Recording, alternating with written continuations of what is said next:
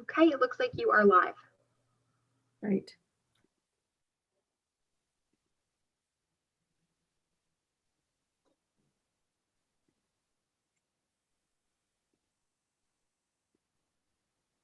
Okay. All right. At this point, I'd like to call the meeting to order for March 18th. And before we get started, I wanted to ask the town clerk to please take the roll call so everybody will know that the entire town board is present. You're muted, Andrea. There you go. Sorry. Supervisor Moss, Yes, here, present. Councilman Welsh, Present. Councilman McGivney, Present. Councilman Frazier, Here. Councilman Durland, Present. and I think, did I get everybody? You did. Thank you very much. We're all accounted for. Okay, at this point, we have our normal salute to the flag. So I would like to say I have a flag right here. We're not in our normal room. So at this, would you guys join me in the Pledge of Allegiance? I pledge allegiance to the flag, United States of America, and to the republic which stands one nation under God, indivisible, Liberty, justice for all. Great, thank you very much. At this point, I want to ask everyone to please join me in a moment of reflection and silence. We are mourning the loss of a special resident. His name is John Farmer, and he passed away overnight. Mr. Farmer was a special, highly respected, longstanding member of our community, and he leaves a lovely family, including a son who works for the town of Unionville. We want to send all the Farmers and their extended family some condolences. And if you just join me now and wish him safe passage in his new journey for a few seconds. Thank you.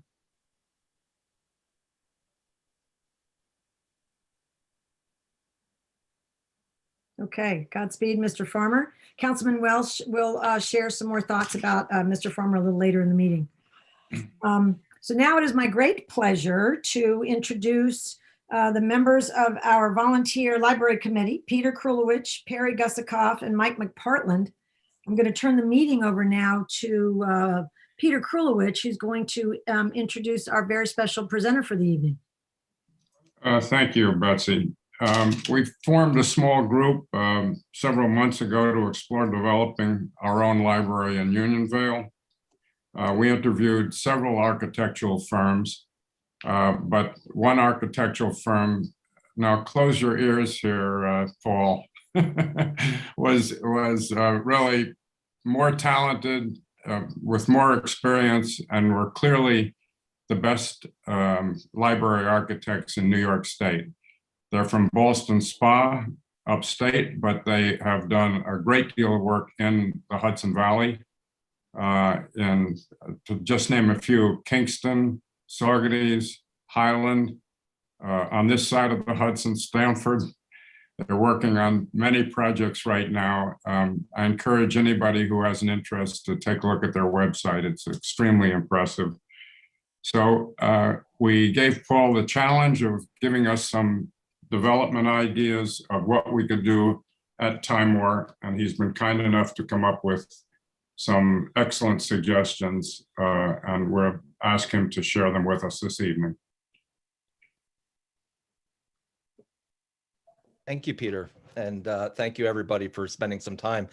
I will make sure that I leave a little bit of time at the end of a brief presentation I have in order to answer questions or clarify any items. But tonight's purpose, from my perspective, was to present an idea that a consensus of the committee has really helped develop as to how library services might be provided on a local level within the town of Unionville. There are, as you would imagine, many variables related to this. The thing that I've been looking at most closely for now has to do with the feasibility of the physical conditions of the space, how that would lay out, how it would maximize supervision and safety and service within the space and make it convenient to the entire community. There are also political questions to answer along the way. The funding of the project is something that I believe the committee will be discussing in a little bit as well. And that has ramifications for how we have to look at the project in terms of bringing it to fruition. That is paying prevailing wage rates, public bidding, and so forth.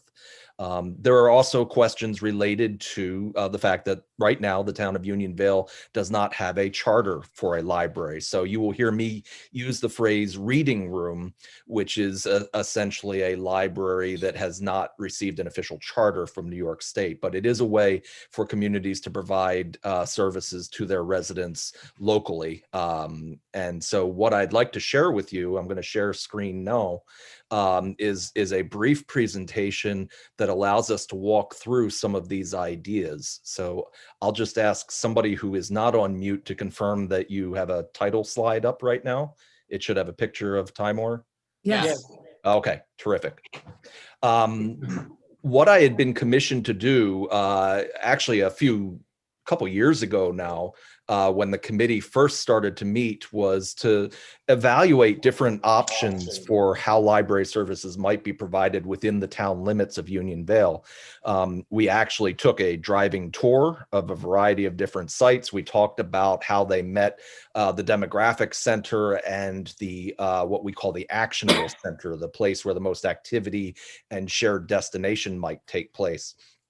And to paraphrase, all roads kept leading back to Timor Park because of the location and the amount of activity happening there. It really did seem like a good balance for how we might be able to provide other amenities. Certainly the athletic fields, the playgrounds, the museum, the senior center, all those exist.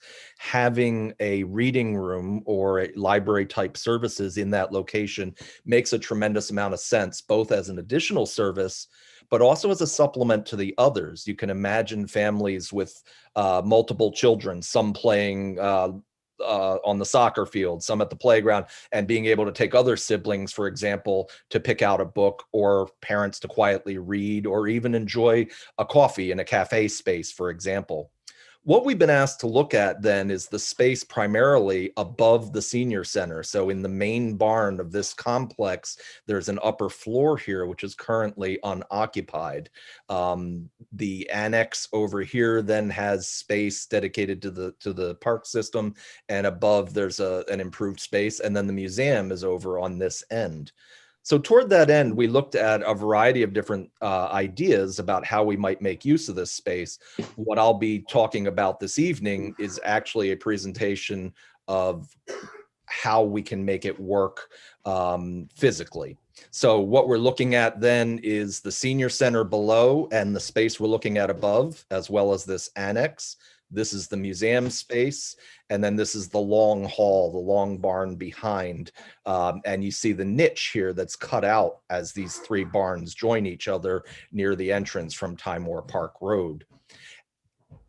It gives us an opportunity to tie into the vernacular aesthetic. That is, architecturally, one of the things we look at is trying to make sure that community spaces reflect not just the architectural context, but the physical context of the communities they serve. And we had sort of a blank slate here. The Dutch gambrel on the barn provides a high space. It's almost 22 feet high inside. You can see it's a relatively blank palette.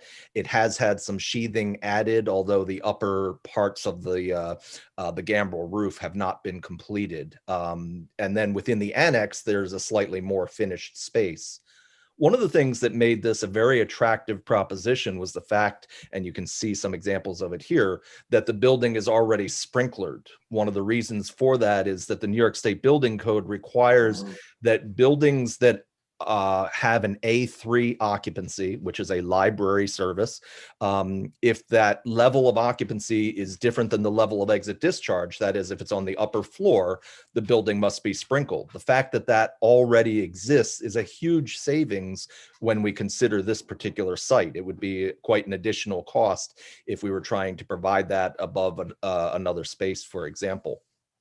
Another opportunity had to do with things that we would be looking at relative to sustainable or green design. As a matter of course, it's something that we do in our firm. Peter mentioned some of the libraries on which we've worked, but many of them include a whole slew of sustainable design concepts as part of our base design.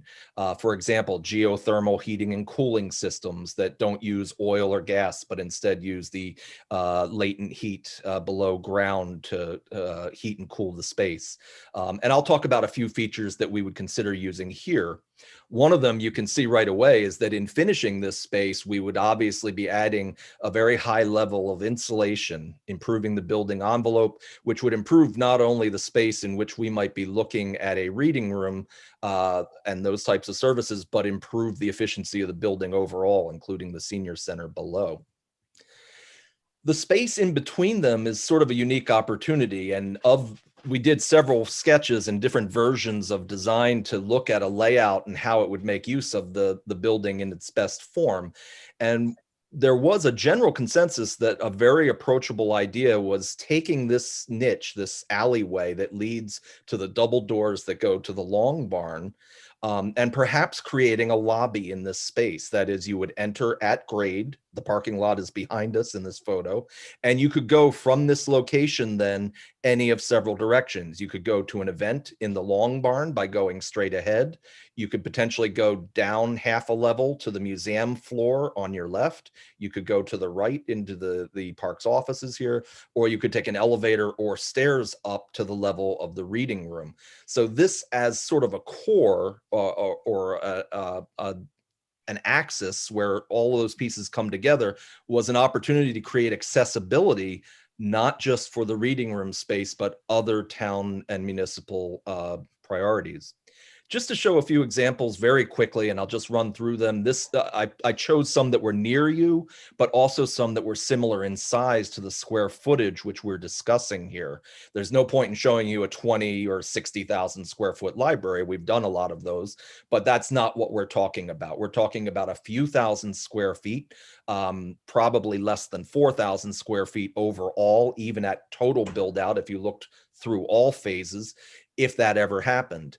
But Stanford Free Library is one we completed recently in Stanfordville. That's about a 5,000 square foot building, very heavily energy efficient in its layout and design, very simple in the architecture. I'll ask you to note a few things, and I'm showing this sort of as a case study, as a way of talking about the types of library or reading room spaces you might want to create. By keeping shelving low, for example, it gives us several opportunities. One is that we can do them in mobile stacks. That means that these can actually be pushed or moved by library staff or by custodians or by volunteers into different arrangements. So as the nature of whatever collection is available changes, we can adjust it. We can adjust the space to create, for example, a story hour area temporarily and then move the shelves back. And it's a key to the flexibility of the future of the space, however it may be used. Another reason for keeping the shelving low, if we are using stacks like that, is that it improves sight lines so that we can see over these spaces and into spaces beyond. That way, we're not hiding areas or creating tunnels where people might be that we can't see. And that's important from a safety perspective, but also a service perspective. The third reason that lower shelving makes a great deal of sense in what we're talking about is not just the mobility, not just the sight lines, but by keeping them low, any natural light we do have can flood into the space. Often natural light gets blocked by taller casework and taller shelving stacks. If you've visited Stanford Library, it's a small building, but one comment we often get is how full of natural light it is. Natural light is one of those things that creates a good atmosphere, and it's free. Essentially, we pay for windows, obviously, but it's not something that we're paying money for as an added feature, and it improves the experience of the space. The last thing I'll mention is that because we're looking at the second floor, the upper floor of that space, there are structural concerns. When you have tall stacks, the requirement is that the floor load be 150 pounds per square foot. Lower stacks give us more flexibility. The building was likely not designed for that, although as we look at different features, we will discuss that we've budgeted various things for structural improvements. Cairo Public Library is an example of another very rural, picking up on the rustic charm of that particular community. You can see things like cupolas. This one actually has a geothermal system, as I was discussing earlier. A cupola that brings natural light into the space. In fact, over the windows, we have bancs de soleil. These are sort of awnings with slats that are designed to shade the windows at a particular angle during the highest sun during summer. So there are various sustainable design ideas we always try to incorporate as well.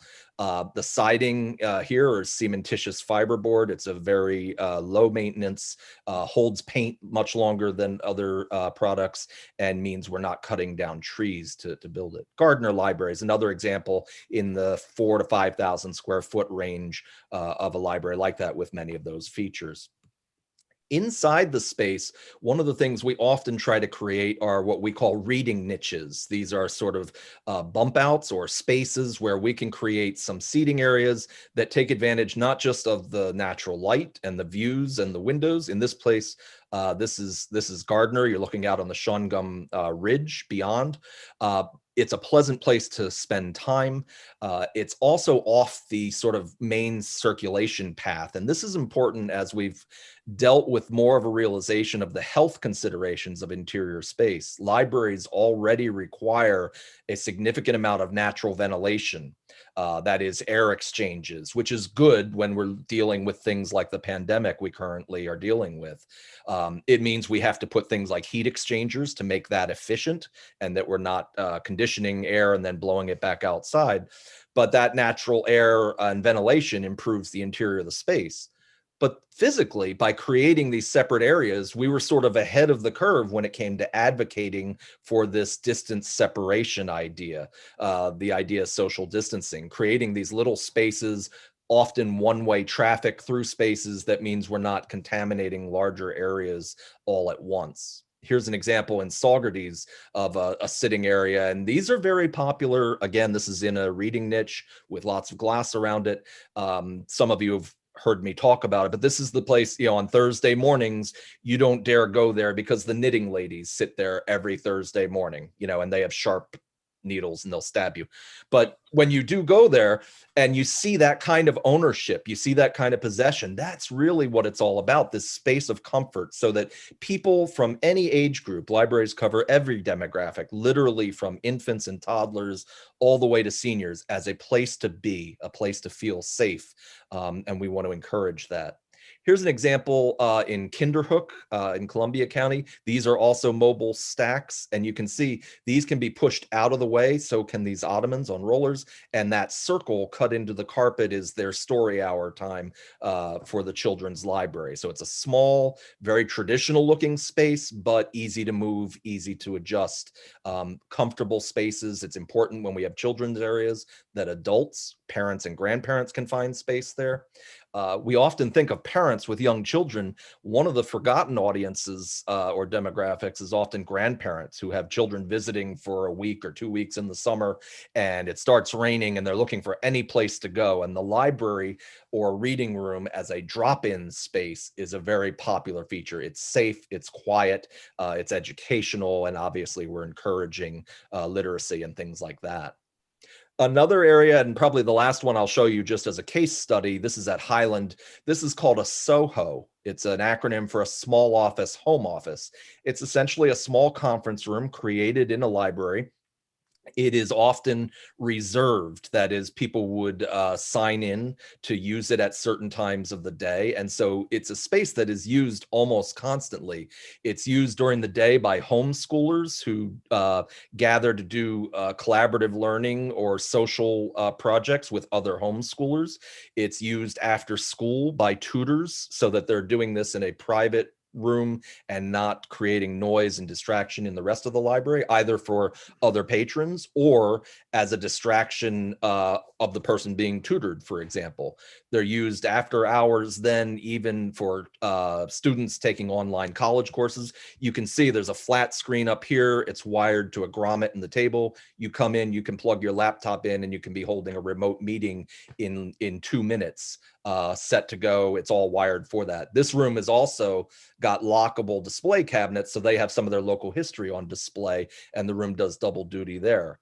And then, of course, the rest of the day, it's simply a reading room or conference room. So it's getting used all the time. And that's really the key for a reading room or library to be successful, is that we have flexible, efficient spaces that are comfortable and can be used in a variety of ways. So as I mentioned, we started looking at this niche between the buildings, and you can see in plan here, this sort of infill. This is the main barn with the senior center below. That's this barn. This is the annex, which is this section here with the offices below and the slightly finished space above it. This is the long barn behind it, and this is the museum to the left over here. What we're talking about is potentially the only new construction that might be necessary in order to achieve accessibility and access for entry to these various places, is potentially infilling this space so that we can put in an elevator and a stair tower that it connects all these pieces. We've also looked at the potential for an addition at the front of the senior center that might go in front here, or potentially even looking at expanding the annex area to create a more central piece. All of those things are up in the air, but we sort of wanted to express to you where the committee's been going and what we've been looking at so that we can get some feedback on that. This is how such a space would lay out. So what you're looking at here is the L shape. I'm going to go back a slide. It's this L shape right here. It's the main barn, the annex, and the addition piece. So here's the L shape, the main barn, the annex, and the little addition piece. On the main level down below, you can see this is below this space. You would come in a pair of doors and you would have an entry lobby. That entry lobby would have access to a stair that goes up to the reading room level. It has access to a door that goes into the park offices. It has access to the double doors that go back to the long hall, and it has access to a few steps down or the elevator half level down to the museum space. This instantly creates an accessible museum, which sort of exists now. I know there's an exterior ramp, but it's in rough shape. The museum needs quite a bit of work anyway. But having done this, now we have a central point of access that brings us to all of these different facilities. And I believe going through, in fact, the park offices, there is a hallway that then connects to the senior center as well. So potentially you could enter all those spaces from this lobby. If you've come up those steps, you come to a reading lobby up above, or come up the elevator, which also brings us up to this level. And so we have a space here. The door could be on a hold open. We have a Soho, or a study room, tutor room with windows that looks out towards the park. And we come into a cafe type space.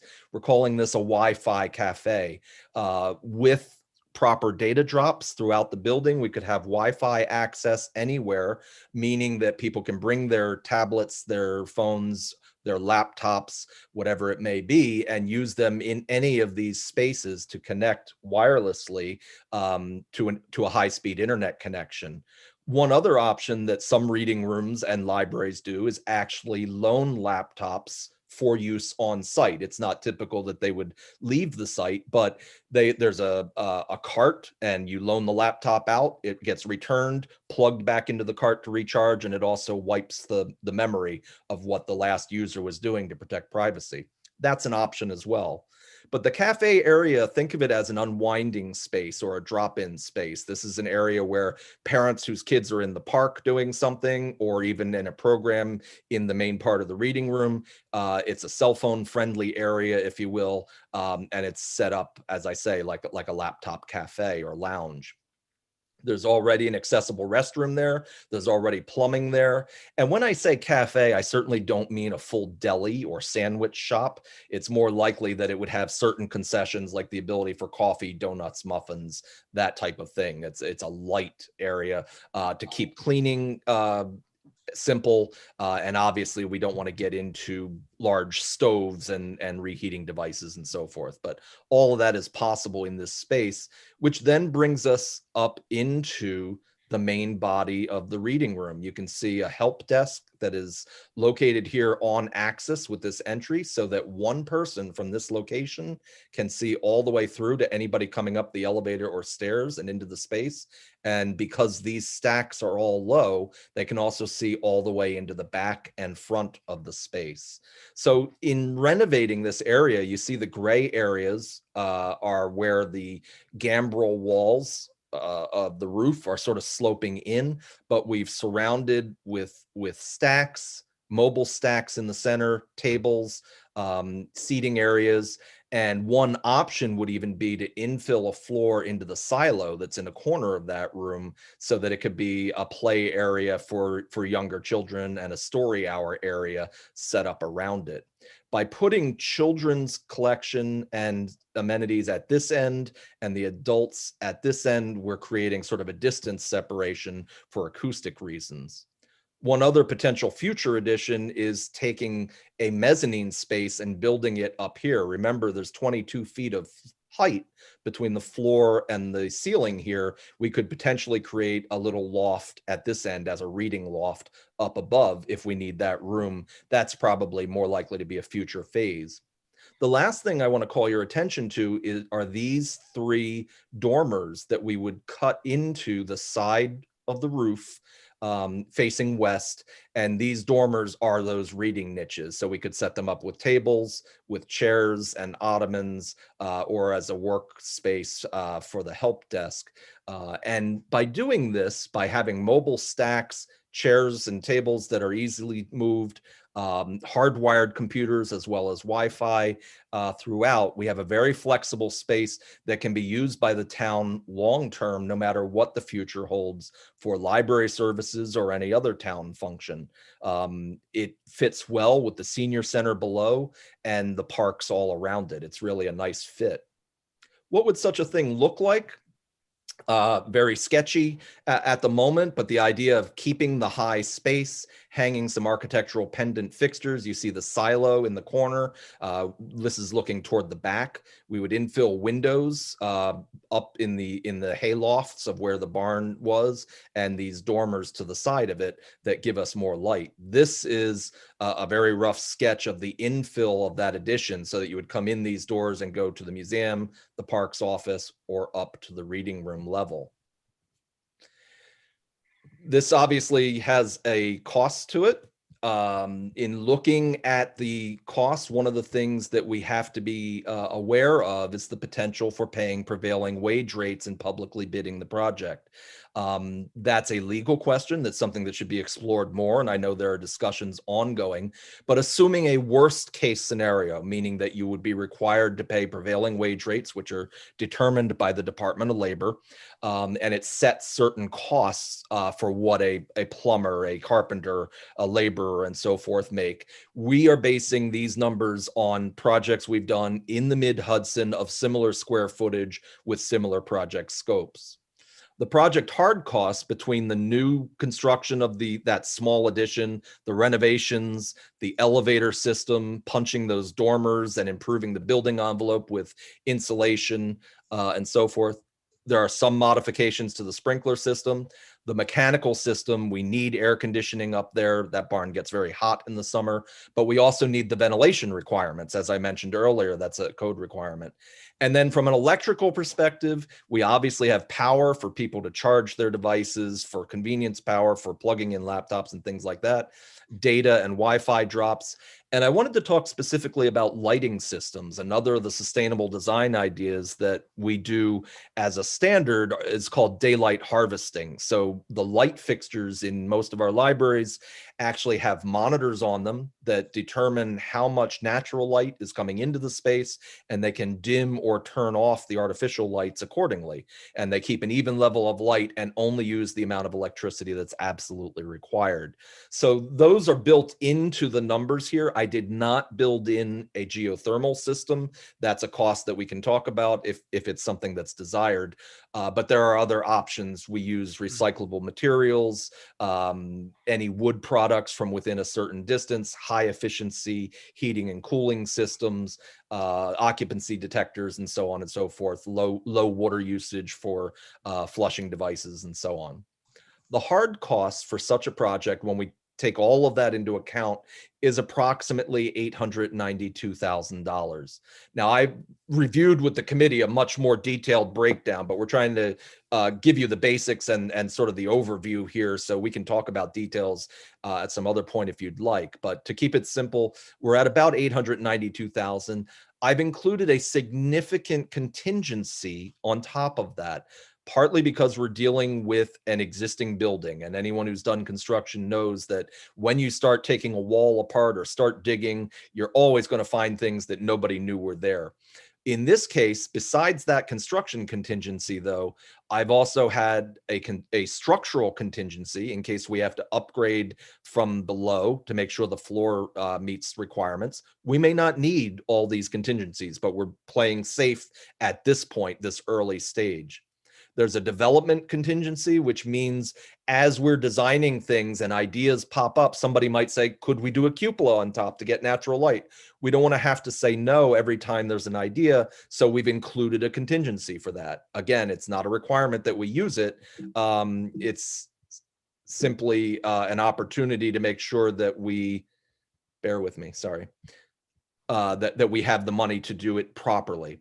And lastly, there's an inflation contingency, meaning we're doing this budget now, but it's not beginning construction in a month. It's beginning construction probably a year or 2 years, depending on fundraising or grant writing and other mechanisms. So we know that number has to include some inflation. So this is a high number. I would not expect it to be this high as we get closer, but it may adjust this number as we know that material costs change over time.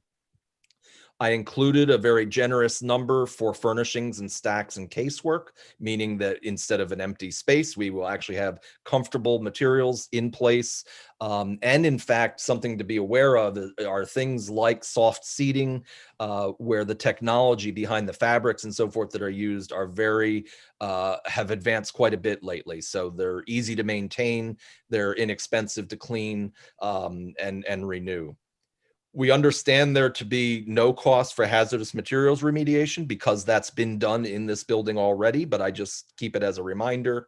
The soft costs are all the fees, the permits, the testing. For example, when they dig for the foundations, we have to do soil boring tests and things like that. The bidding costs and everything, all of that figures into that number. And then if the town is willing to use that space for this use, for this feasibility, there would not presumably be a site acquisition cost either. When I add the hard costs, the contingencies, which are generous, and the soft costs, we're at about 1.5 million for the entire project, presuming that we're paying prevailing wage and publicly bidding it. There are discussions about whether there are other ways, other mechanisms to deal with that. So that would change that cost. This is a worst case scenario. I broke out two alternate options, meaning these are features we can decide to do now or some point in the future, or not do at all. They include the silo infill that I mentioned to create in the children's area, and they also include the mezzanine space at the north end above the adult area if we created that little reading loft. Just as a summary of square footages, you can see the existing barn. The footprint of that is about 2,400 square feet. The annex adds it. That's where the cafe, the Wi-Fi cafe, that's another 826. The 2 stories of construction are about 400 square feet each for a total of 800. And then if we did the mezzanine, that's almost 500 square feet that could be added if we needed it. And the silo infills another 100 square feet. What would such a thing look like? I wanted to show you a few examples. I'm almost at the end here, and then we can answer questions of a similar project that might give you a feel for what the space might end up doing when it's completed. So we're taking this space, which is sort of raw and open, but high. It can be dramatic. Again, we'll be infilling probably spray foam insulation and very efficient lighting, bringing that ceiling into architectural significance. This is the silo in the corner. This is a similar space. This is the Highland Public Library. This is actually new construction. This is right across the river from Poughkeepsie. We just completed this a few years ago. But you see the high space here. You see the pendant fixtures, the openness, the low stacks for sight lines, the warmth, for example, of the ceiling above. This is looking back towards the children area. So I mentioned in the reading room that I was describing for your barn, the children's room might be at one end. It's sometimes nice to frame that opening into the children's room, create sort of that separation. And in fact, long term, we actually made provisions that we can glass this if acoustics are a problem. But right now it remains open from children's to adult. It's just framed. And this is actually old barn wood that had been salvaged. But you see computer stations, mobile stacks, low stacks. It's a good example of a space similar to the one that we're talking about. This is looking back towards the circulation and help desk. This is from the children's room looking out. So these are those same trees from the children's room side. These actually have LED light fixtures behind them that change colors at each of the openings.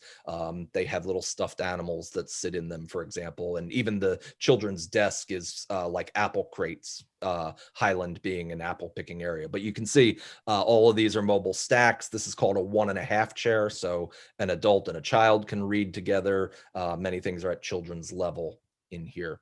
This is Kingston Library. I just show it in the idea that you might create a fun space that has local significance. So for example, the Hudson River Lighthouse, the Sloop Clearwater, this is a popular place for parents and kids to sit in a children's library. And in fact, we did one similar to what we were talking about with your silo. This is a fake one. Obviously, it's just a wooden structure we put in the corner of a library we did, but it does have, as you can see, a very similar shape to what you have in the corner there. So you can imagine something interesting being done with that using a real silo. So that's a quick update on where the committee is now. We've, as I say, vetted several design ideas, talked about budget. We've come up with some thoughts about moving forward and where it might go. I'm sure there are questions about funding and how that happens, and members of the committee will be able to talk about what those efforts might include. But for the moment, that's an architectural summary of the feasibility of the Timor Park space. I'll turn it back over to Peter, I guess. Peter, I think Mike McPartland might be, well, actually, are you going to take a couple of questions? I'm happy to do whatever you'd like. Peter, do you want to handle, people can raise their hand if they want to ask. We probably don't have time for too many, but if a couple people want to raise their hand. Do you see the hand raised at the bottom? If you, actually, I can only see some of the people, so I can't tell whether anybody's raising their hand. Bobby Ritter. Bobby Ritter, there you go. If you unmute, go ahead. Thank you. Nice presentation. My question relates to the silo. Yes. And the cost factor. It's about 110 square feet of $45,000 cost. On a per square foot basis, it is probably the most expensive renovation in the county. Project. Yeah. Yeah. So, and it's not a great utilization of the overall silo space itself. So, you know, I just not so much a question, but, you know, maybe there's a better, maybe that money doesn't get us as much return on value as we'd like, given the other options that you have. And the question is whether opening up that silo has any other it raises the likelihood of some of those other contingencies coming into play, such as structural, such as environmental, and what it might do to the value of the silos use down the road, if it should have any other value down the road. That's my question. Bobby, those are excellent questions. I will say that the number that I broke out as a cost for the silo renovation has its own contingencies because it's below the line where the other contingencies were taken. That's why it is such a high number, because you just don't know what you're getting into as you open into a tile silo like that. And it's an excellent question. It may well be, whether it's that or even some of the other features, that we just decide there's not enough ROI, not enough return on investment for what we get there. We'll know more as we determine what the fundraising capacity is and what the long-term future would be. But we wanted to look at the options. That space, when I say we would infill a floor there, we've also put windows into the side of it, built-in benches in it, and then it would also open up the silo on the lower level to the back of the space that's down there because of the nature of the structure we'd be putting in. We'd essentially be infilling a floor within the silo.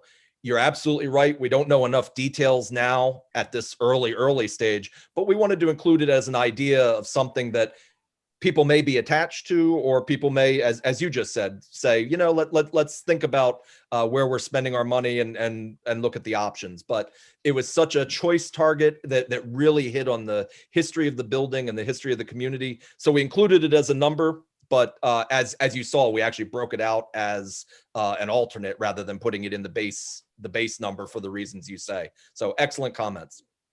Susan, can you ask your question and unmute?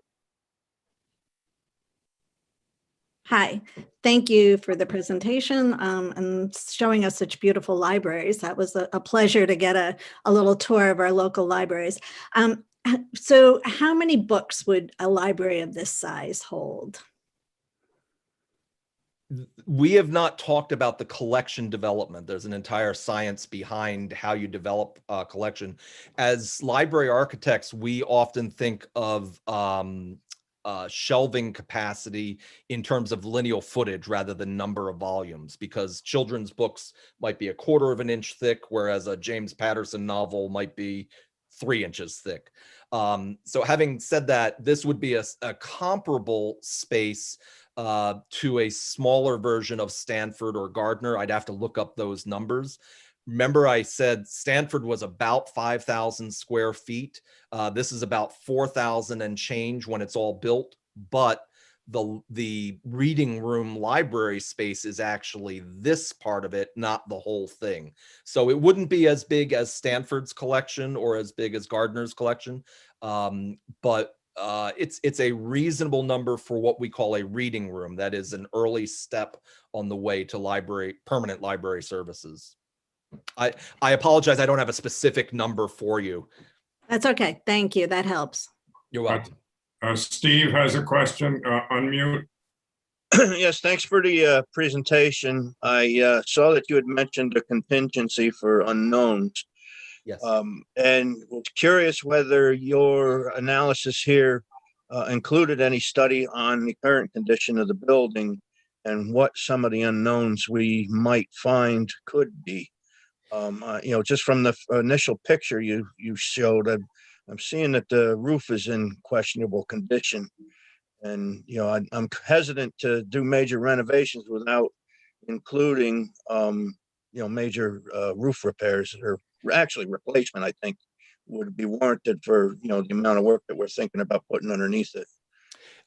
That's an excellent point. The number did include a building envelope upgrade, meaning that as we are looking at these pieces, it's not just a matter of finishing the underside of the tie joists that are up here, but actually evaluating the subroof and so forth. Now, at some point, that roof has to be replaced just to protect the senior center down below. The time to do that kind of replacement and repair, if we were going to be cutting in those dormers on the side, as I mentioned, which I did put in the base number because they're so important to get more natural light into the space, But that would be the time to think about redoing the whole roof, is when you're doing those, because you're playing with the structure of it. In terms of how many unknowns, it's actually not a bad situation, given that a hazardous material survey has already been conducted on the whole building, and remediation is my understanding. But when you look at this, we're down to the skip sheathing and everything of the original barn. So there aren't too many opportunities for unknowns because so much of it is exposed.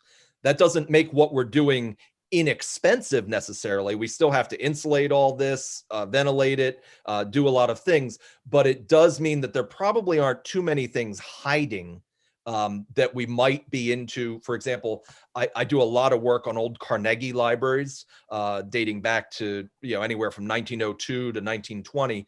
And you never know, you open a wall and somebody did something in the 40s and something else in the 70s, and you never know what you're going to find. This, in some ways, is a blank slate.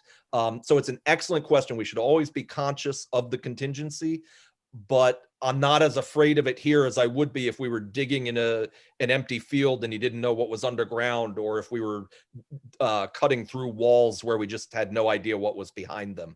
But great question, and that's why the contingencies are there. But I do feel like they would come down as we looked into this further, because there would be fewer and fewer unknowns. Well, I certainly agree with your plan of attack. My concern is where the buildings come together. Yeah. With old construction, a lot of times the roofing is not done quite properly to shed the water between the structures. So, I think we're going to need to put some special attention there. You're absolutely right. There are some roof lines that come together and create valleys. That's the north side of the building, so we want to be very careful about it. One of the standard details we often do is an ice and water shield over the entire subroof before the layer of shingles goes down, as an extra layer of protection. It's a little more expensive, but it's a lot less expensive than having to take a roof apart and try and find a leak later. But Steve, you must have some construction experience, because you've hit on some key issues there that are exactly what we would look at if we go forward with this. I think from the committee's perspective, we wanted to look at the big idea and see if that big idea is something that resonates. And if it is, then we can get more detail and more into the weeds with some of that. But excellent questions, Steve. Thank you. And, you've made me very comfortable with what you've had to say here as well. Thank you. I appreciate that. I think Betsy suggested that Mike. Peter, can I interrupt you for 1 second? We have a resident who doesn't have the raise hand capability on his computer. Glenn Morrison wanted to ask a design question. Glenn, can you unmute yourself and ask Paul?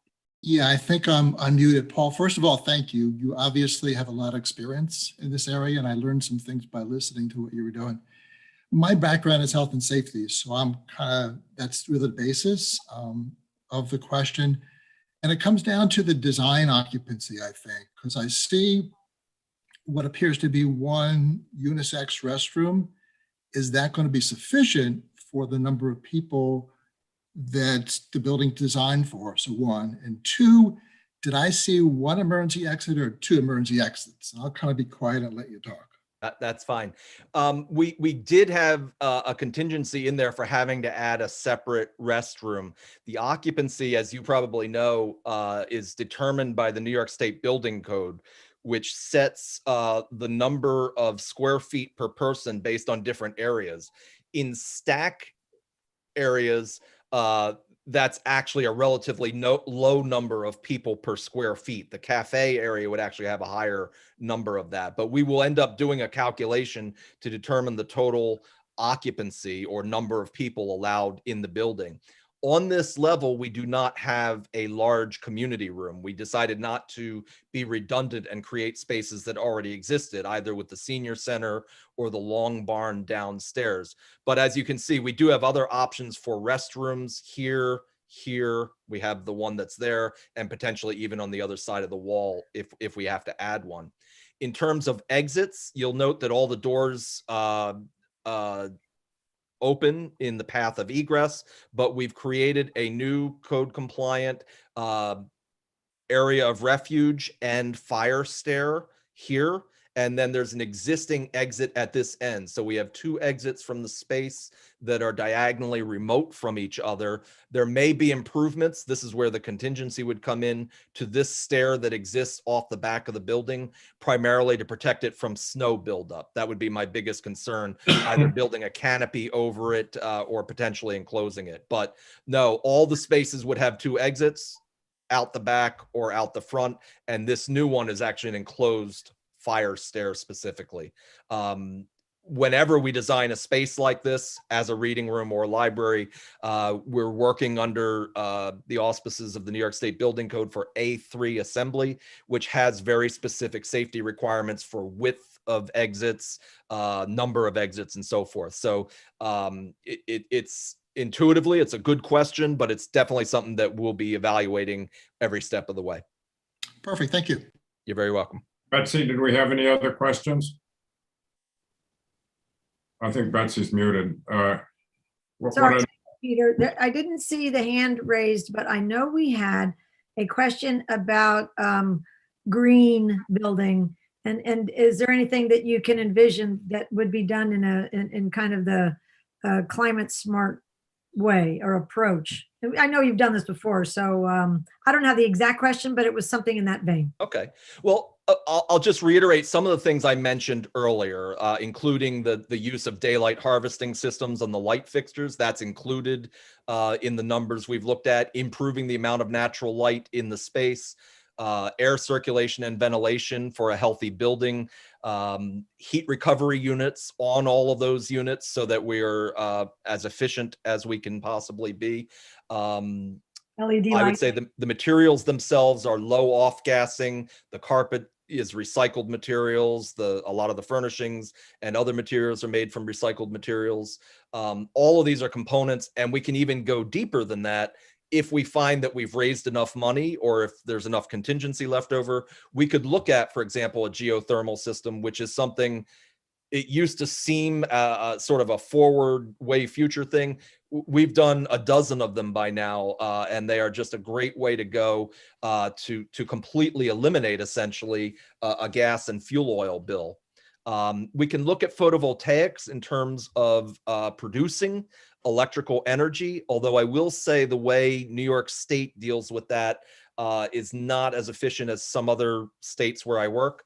New York primarily provides credits in the form of tax credits for doing photovoltaic, whereas a municipality like the town can't really take advantage of a tax credit. So what often happens is you essentially lease your roof space or a space next to the building on a trellis to create a photovoltaic grid that somebody then sells the power to you at a reduced cost. There are legal questions around it, but it is difficult to make that work unless there's a grant funding it to reduce the installation costs.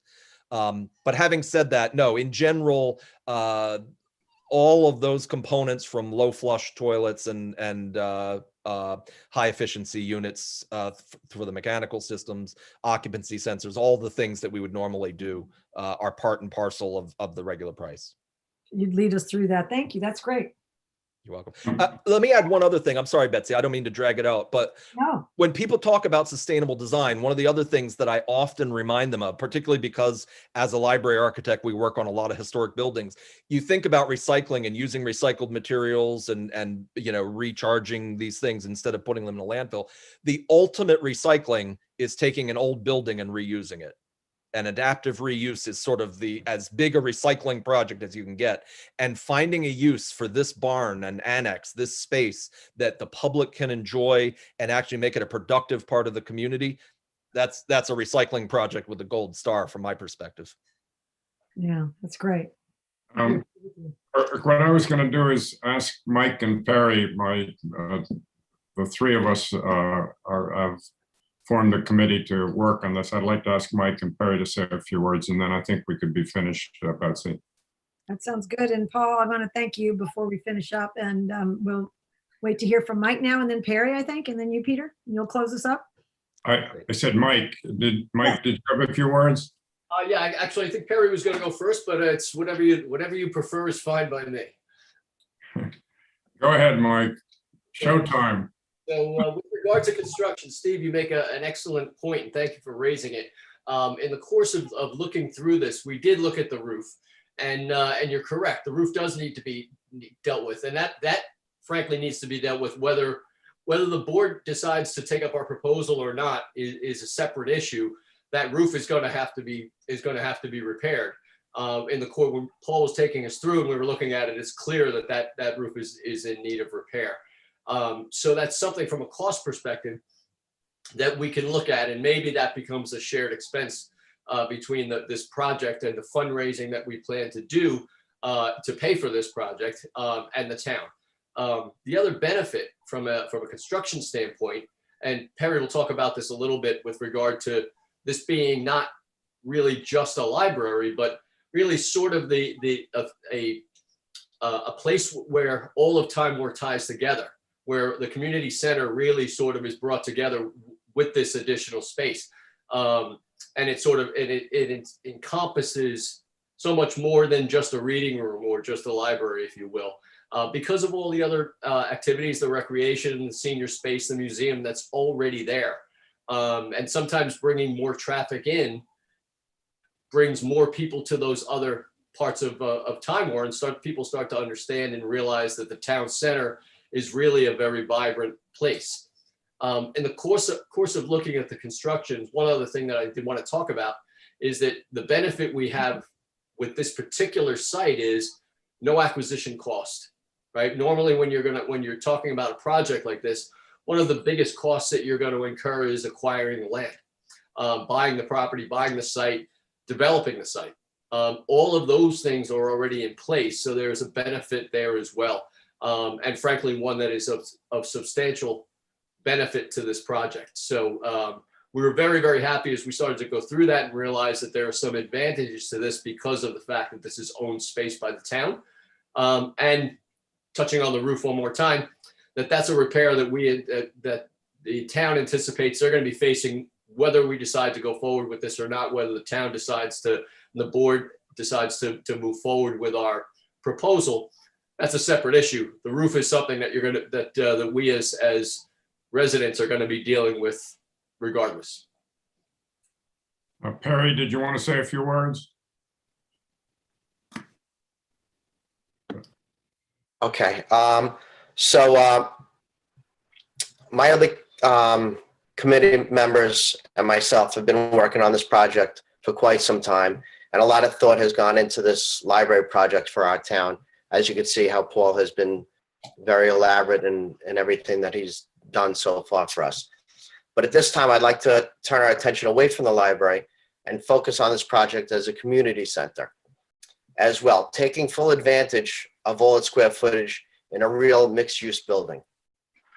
In our town, we have no place for residents to pick a place to meet, to congregate with others, to have a feeling of community, to just sit with others in our own Wi-Fi cafe while waiting for our kids to get out of camp or any other social programs, and the list goes on. So it would be something that we as residents can be proud of, something to call our own. And lastly, would be another asset to our town instead of outsourcing our neighboring towns to use of their libraries. So in deciding to move forward on a vote for Unionville, high-tech library and community center, please consider all these possibilities to come through with this project. And thank you very much. Thank you. A couple of final thoughts. Obviously, the biggest challenge we have ahead of us, we've got a first-rate architect. We have a plan that can work. I think we have the excitement necessary. We have to figure out how to raise the money necessary to build it. And one of the things that is encouraged, three things I'd mention. One is that Paul has a great deal of experience in other libraries of sources of funding, which would be very valuable to us.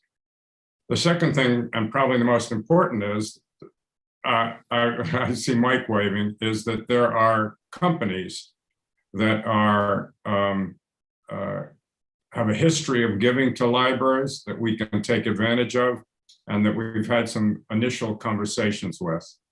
The third thing, of course, is foundations. And so we have a plan. We have a ambitious project ahead of us, but I feel confident that that the town of Unionville, and with the help of a lot more additions to our committee, which we would encourage, will be able to turn this into a reality. Thank you very much, Betsy, for the time tonight. And Paul, thank you particularly for spending so much time with us and the thoughtful answers you have to our project. You're very welcome. Always happy to help a community looking to improve services. I will look forward to speaking with the committee again, but have a great evening, everybody. I'm going to excuse myself and Yes. thank you for your time tonight. Thank you, Paul. We really appreciate you being Thank here. you. Welcome. Take care, folks. Bye-bye. Good night. Okay, I think now we're going to carry on with the regular part of the meeting. That was certainly enjoyable. I did want to say that some people are afraid of the financials. I think there's a lot of creative ways that we can address and work with this committee. I also know that, you know, the neighboring libraries, the last conversation we had with them, we were told, Councilman Welsh and I, we were told that, they really wouldn't be happy until we were paying out at least $125,000 a year. And I guess over the years that would get bigger, but and that was from the LaGrange library head, which is a library that we do less business with in Beekman and Millbrook. But whatever you look at it, the money will go up every year and it'll go out. It'll go out of Unionville. And this is a wonderful way if we can work with this committee and pull this off, wonderful way to keep it in Unionville and give us that community center that Perry just mentioned and that Peter and Mike alluded to. So I'll look forward to hearing the progress of the committee, and I know we'll be addressing this as we go forward. Now I'm going to move on to my, we were going to approve, I don't think the minutes were quite ready, Can I given. ask one quick question? I'm sorry. I don't know how to raise my hand with this. What's your question, ma'am? Yeah, it's Bonnie. I'm sorry. I just have one quick question before you change it to other topics, if you don't mind. This proposed library, if it should happen, is it the intent that we would be contracted with the Mid-Hudson Library System, so we are part of the Mid-Hudson Library System? Yes. Okay. I mean, as Paul said, we'd start out as a reading room, and that's what they'll call you until you get chartered. But they have very specific steps towards getting a charter. And then once we're chartered, we'd be very pleased to be part of the Mid-Hudson Library System, and their visitors, their residents can come visit ours and ours can go visit theirs. And that's our hope for the future. Right. Okay. Thank you very much. Good night. Okay.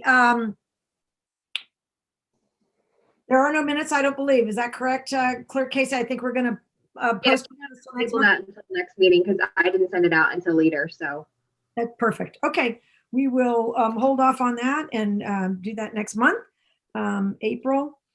Now, as far as my town supervisor's report, I have one update for the Parks and Rec Department, and that is they have decided to have, and this will be on the, if it hasn't been posted, it'll be posted tomorrow. They have decided to have an Easter egg hunt. We're not doing our normal full day 3 and 4 Easter egg hunts that we usually do. This is just for the little kids, and we decided to have it. I know the recreation department, they keep their eye on what the other towns are doing, and the school districts, for example, the Millbrook School District and the Arlington, if they're doing one and they have a maximum of 50 kids, a lot of the Unionville residents might not get in. And this is for 3 to 5 year olds at 6 to 8 only. It's 30 minutes for each age group.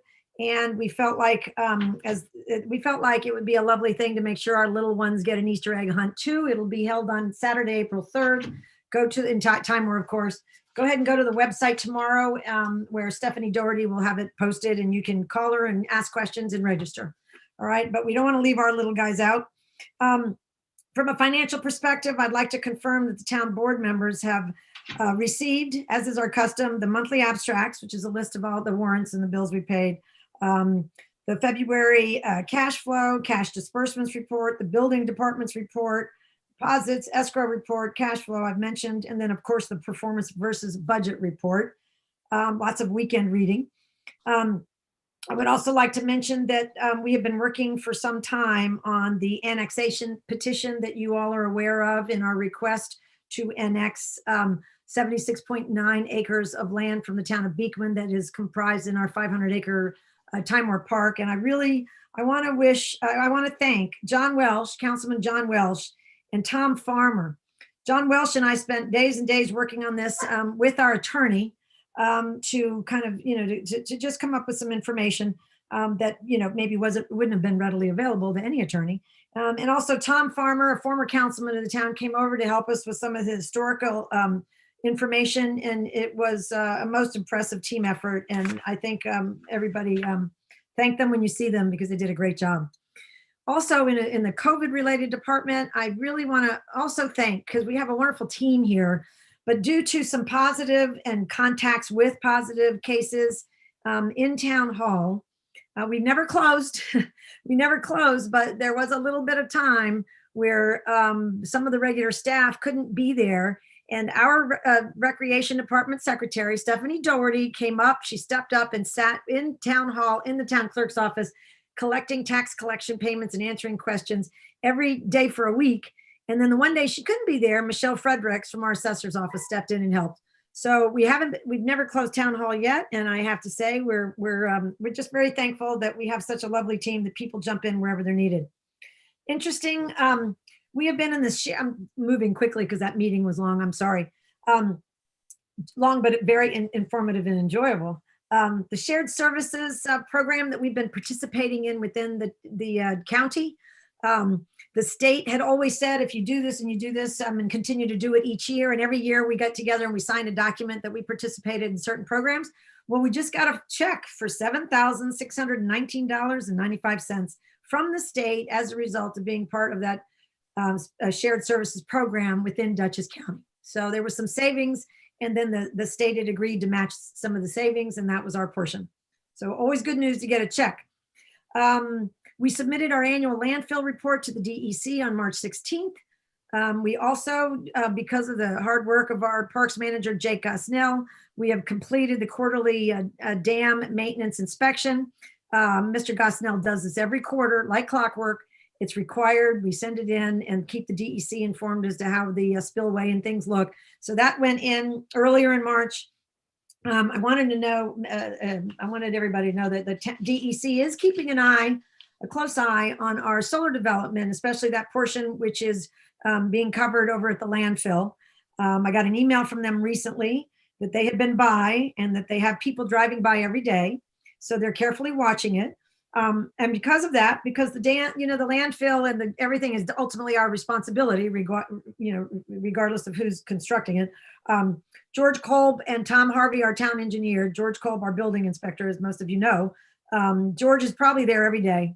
And Tom Harvey comes a couple times a week just to make sure that there's no damage to the cap and everything's on the up and up. So far, so good. From a financial standpoint, our cash flow, we are at about 91% of our income budgeted for February, but our expenses are 70%, so we're spending less. The one thing I did want to, this is an exciting thing, but most of you have heard all about this COVID-19 relief bill, I think it's called the American Rescue Plan. We've had a conference call with Senator Schumer, and prior to that, a conference call with Congressman Delgado, in which they talked about, one was right before it passed by the Senate, and the other one was right after it passed with Senator Schumer, right after it passed the Senate. And basically, as you know, there's a big portion of money going to local governments.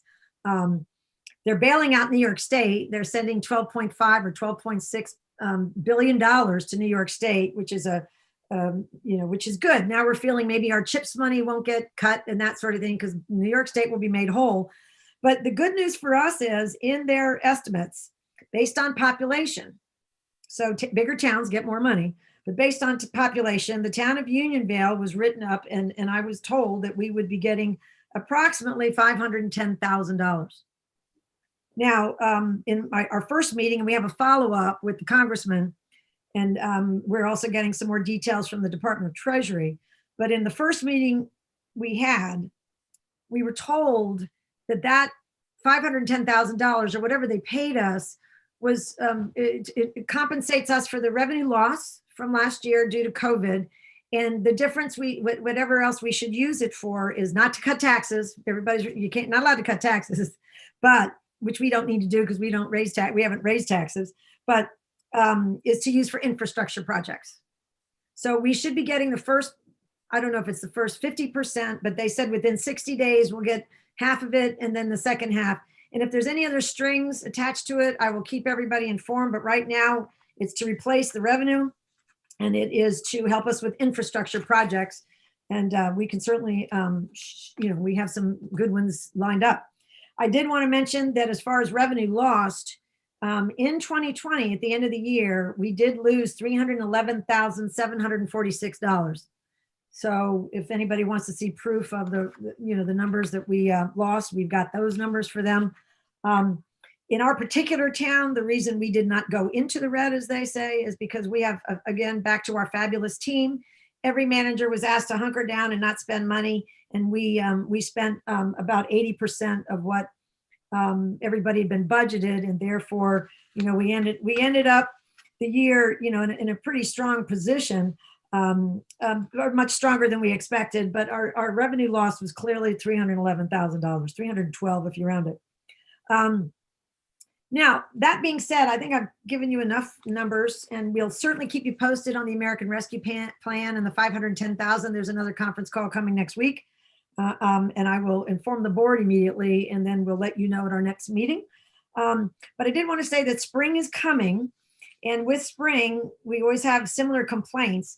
And it made me chuckle a little bit because before spring even hit, we got an email from somebody, and this is coming under the correspondence section of our meeting. Dear Supervisor Moss and the Unionville Town Board, I hope this email finds you well. I'm writing as a concerned resident about the trash that is consistently along Tompkins and North Clove Road. I regularly walk on Tompkins and have noticed for quite some time the excessive number of styrofoam coffee cups on the side of the road. They seem to be concentrated at the stop sign where Tompkins meets North Clove, but is really a problem all along Tompkins. So this resident, sorry, I have a puppy in the background. I apologize for the barking. This resident even took pictures of all the coffee cups and circled them so we would make sure that we would notice them. And she went into the store that was nearest by and said she thought maybe somebody buying and having their coffee every day was dumping them out. And it made me laugh because at this time of year, we get these, we've gotten these reports. I know that Ed Kading will be talking, and we're going to talk about the highway efforts on April 1st, and we have Earth Day coming. But don't forget that it's the time of year when we have the orange bags, and we'll all be asked to pick up litter and clean everything up. And I thank that resident for sending in the pictures and reminding us that it's that time of year again. And hopefully we can find out who's dumping their coffee cups on Tompkins Road. And if a constable ever sees them, they may get a ticket for $500. That's what the littering fine is in the town of Unionville. They just have to be seen. So that is really about all I had this evening. At this point, I would like to turn it over to our board members for their reports, and I'll start with Councilman John Welsh. All right, I want to just first mention that, as you mentioned earlier, that we lost one of our most significant residents overnight, John Jack Farmer. He was a wonderful man, family man, very dedicated to this community. He was a patriotic man, and he loved this town and spent his life improving it. He was a young man in a young fire company in the early 50s and spent his life improving our fire service. As the town grew and he grew, he worked his way up through the ranks, becoming a chief for a number of years, eventually a fire commissioner. And a lot was done under his guidance and his direction for many, many years. He's a life member of Unionville Fire Company, and he was admired by all, and we will certainly miss him. He also was helpful to the town. In the old days, before we had a park manager, the park was run by park commissioners. We had 5 of them, and Jack was the chairman. And this, of course, was all volunteer.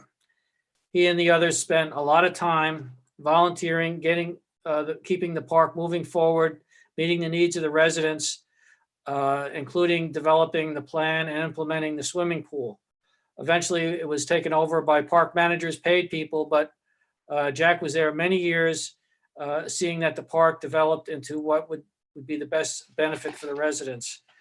I would say the final big project he did was right after 9/11. He saw the need for a memorial for the 9/11 victims, and he gathered a bunch of local people, and under his guidance and connections and whatever, he obtained property that is now Firefighter Park and built the 9/11 memorial. And every year since, we've had a memorial service attended by many, hopefully more this year. In 2017, Jack spoke and kind of summarized how the park came to be and who did what. And it was very, very informative and very impressive. So I would like to say goodbye to Jack, and he was a fabulous resident and did a lot for this whole town. Thank you.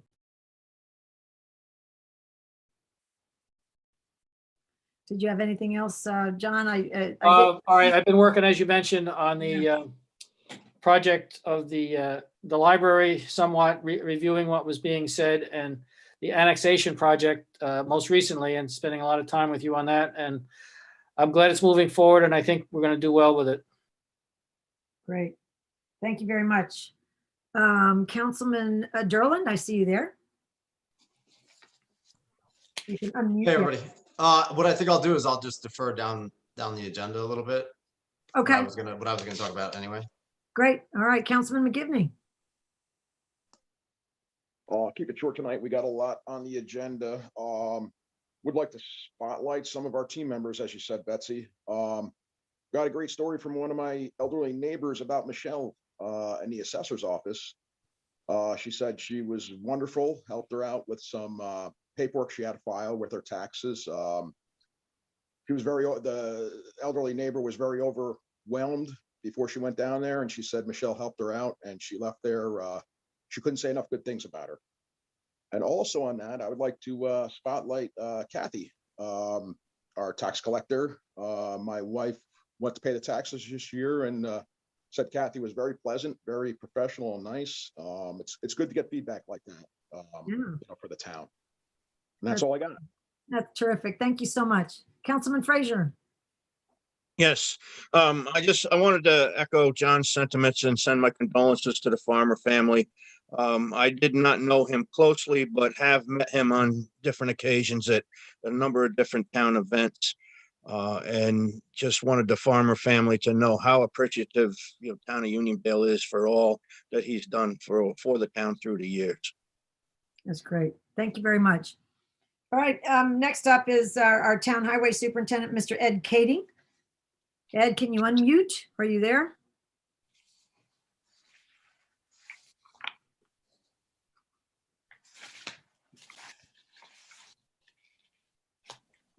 By his iPad. Can you hear me? Yes, we can. Oh, okay.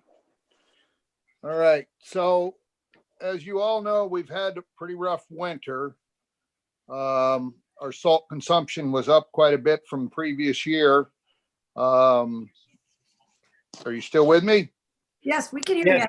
Okay, my iPad's doing funny things. Anyway, so the last couple of storms I've decided to cut our salt with a different product. It's a grit. So we're using 25% less salt. It's a little more environmental friendly, and it's a lot less costly. So we're trying to save a little money there and help the environment a bit by cutting our salt consumption. Just a few things coming up. On the last week of March, we're going to go through the subdivisions with the sweepers and clean up excess sand and residue from the roads. Hopefully tomorrow we will start with our own sweeper on the outskirts roads, like Brush Hill, Flint Road, those type of roads outside the subdivisions. Two main goals this year from just our crew solely is our main goal is to change out and finally get all of the old steel culvert pipes changed to a polyethylene pipe. The polyethylene pipe actually flows about 120% more than the old steel culvert pipes. So that's going to be a big project for us. Hopefully we can get them all done this year. We've been chipping away at it for several years now. One other big thing we've got on our plate for this year, it's pretty ambitious, is we're going to try to take as many of the dead trees that are along our roads that we possibly can. So if the residents driving around have seen some trees with big orange X's, those are trees that we are going to be taking. We are going to have to get a contractor in to help us with the bigger ones and some of the more dangerous ones over wires and such. I have done our 284 form for the year. I think I'll yield to Betsy to explain it. I think she could probably do a better job if she doesn't mind. No, I don't mind at all, Ed. Although I'm kind of cheating because you did all the work, but thank you. That's fine. And you'll certainly make all the decisions. But here's the town board members, councilmen, you should all have the, if you got your hard copies, they're in your mailboxes, but certainly online, you have 5 different 284s because of the limited space. And the one thing I wanted to make clear when I called Ed when he sent them to me, because there's a general repair amount, the sum of 15,000. That's not 15,000 for each 284. That was $15,000 once, which you might have figured because it says upon 48 miles of town highways. So we've got a $15,000 amount in general repairs. And then Ed has, and I guess Ed has gone through and listed Bloomer Road, Jordan Court. He wants to oil, chip and seal. Correct me wherever I'm wrong, Ed. Yeah, and Flint. And then, okay, I'm in the wrong order then. Hold on. There's Flint, which is an oil, chip and seal. Oswego too. You got that? Oswego too. Right. 1.25 Yeah, so there's miles. 4 roads that get oil and chip. Okay. And then you've got Robinwood with dense binder and Shaughnessy Road with number 3 dense binder too. 0.65 miles on Shaughnessy, 0.33 on Robinwood. And then let me finish the names and then you can explain that process. Old Canby is number 3 dense binder, that's 0.75. Burbank Club, same procedure, 1.01 miles. I think that's all of them. Do you want to explain that process and then we'll talk about numbers? Okay, the process of the dense binder is basically what we're going to go through these several roads, and where the divots are in the road, they'll be leveled out with the binder, and then we'll go on top of it back through with the paving machine to do a top coat of the binder. The binder is a pretty dense product. It's durable. And the reason we're doing this process as opposed to last year's process where we actually ground the roads up, these roads don't really need that. These several roads are a little less traveled, but they're in pretty tough shape. So before we have to go through the major project or process of grinding the road, putting the calcium in or the Portland, whichever it requires, and then having to do a total resurface, I chose these roads because they're less traveled and they're in pretty bad shape. And this is about the most economical way of doing it. So that's why we're doing these 4 roads in this manner. The oil and chip roads, the roads I've decided to do the oil and chip on, is you probably noticed Bloomer and Jordan Court were both resurfaced last year with the dense binder. In order to preserve that, we have to seal it, similar to if you have an asphalt driveway, you want to seal that. So I'm trying to preserve our investment from last year by doing the oil and chip on Bloomer and Jordan Court. Flint Road was paved not long ago. It's already starting to show some wear. It was never sealed after it was paved the last time. So I'm trying to save that road by doing the seal and chip. And the same with Oswego. That was paved and never sealed and chipped. So I'm trying to catch up on previous work, plus try to preserve the work that we did last year. So that's basically the process, and that's my reasoning behind it. Okay, so Councilman, let's go through these numbers that Ed had asked me to put together when we worked on this. So basically in the budget this year, we have $281,600 for permanent improvements. If you see on the top of the financial report I gave you, everything that Ed, the superintendent, has laid out with the cost estimates, including Mallory West End and Mallory East End, is $565,939.50. We had 281,600 in the budget. We also have remaining balances from last year. We tried very hard to spend all that money, but we didn't get it spent. So we have, and we're talking about combining what's in the highway fund balance from permanent improvements, snow removal, which had over $100,000. Last year was such a light year. General repairs, 2 lines of that. And the combination of those two from fund balance from 2020 is $289,809.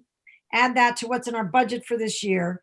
The available funds would be $571,409, leaving us a balance of $5,469 after Superintendent Kading gets finished with all these projects with his team. So on that basis, we are using fund balance from last year, which we have to vote on. These numbers are accurate. Using that plus this year's budgeted amount, we can afford and go forward with the 284 plan that Ed has laid out. I have one question for Ed. Ed, are you comfortable with the amount that you have to replenish your salt supply for the upcoming season? Well, what I've done is our salt shed right now is full. So yeah, I'm pretty comfortable with the balance that I have left on my salt budget going into 2022.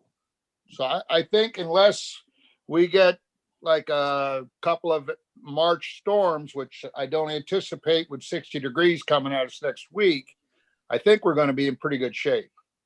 We have enough salt in the shed for probably at least 4 storms. So from basically November to December to the end of December, 2 months, I think we will be fine.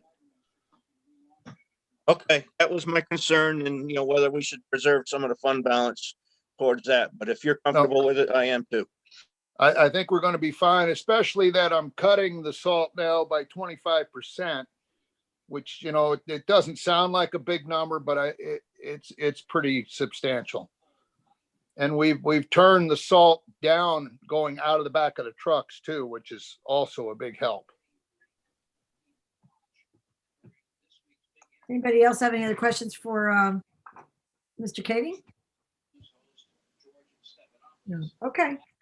Well, if this answers all your questions, we had planned on delivering. I know Ed had wanted to get this done in the first quarter, and we're there with March because there was a lot of snow and they've been busy. But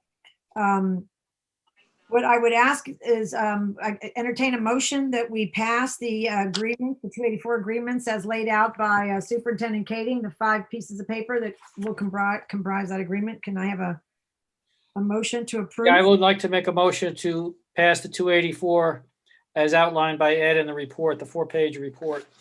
Fine. I'll second. 5-page. Great. That's terrific. All in favor of passing the 284 agreement as outlined? Say aye. Aye. Aye. Aye. Any opposed? No? Okay, terrific. Thank you. The motion carries. This 284 agreement will stand with these 5 sheets, Ed. Now, the second motion we need to make is if you follow the financial report, I'd like a motion to reallocate $289,809 from the highway funds fund balance left over from last year into the budget this year so that he can complete his 284. So moved. Is there a second? Second. Any discussion? Are we good with this? All in favor, say aye. Aye. Aye. Aye. All right, motion's Aye. carried. Oh, I thought I heard everybody. Sorry. All right, it sounds like we're all unanimous. Motion carries. Mr. Kading, you're all set. We'll take You're care gonna of be Thank busy, you. as usual. Uh, Thanks, Ed. just one other footnote. My numbers are pretty conservative, so we may have monies left over. So hopefully we're going to be way under budget on this and we'll have money for next year again, I hope. So that's my hope. That's great. And I would like to say that that's not 100% of your fund balance. I know. Okay, so we have a little cushion in there too, that should we need it, it's there. Okay. Okay, thank you. Very much. All right, appreciate it. All right, Yep. now we have, next up is our town clerk report. Hey, everybody. So I'll start out with recycling center numbers. We are up to 333 resident permits.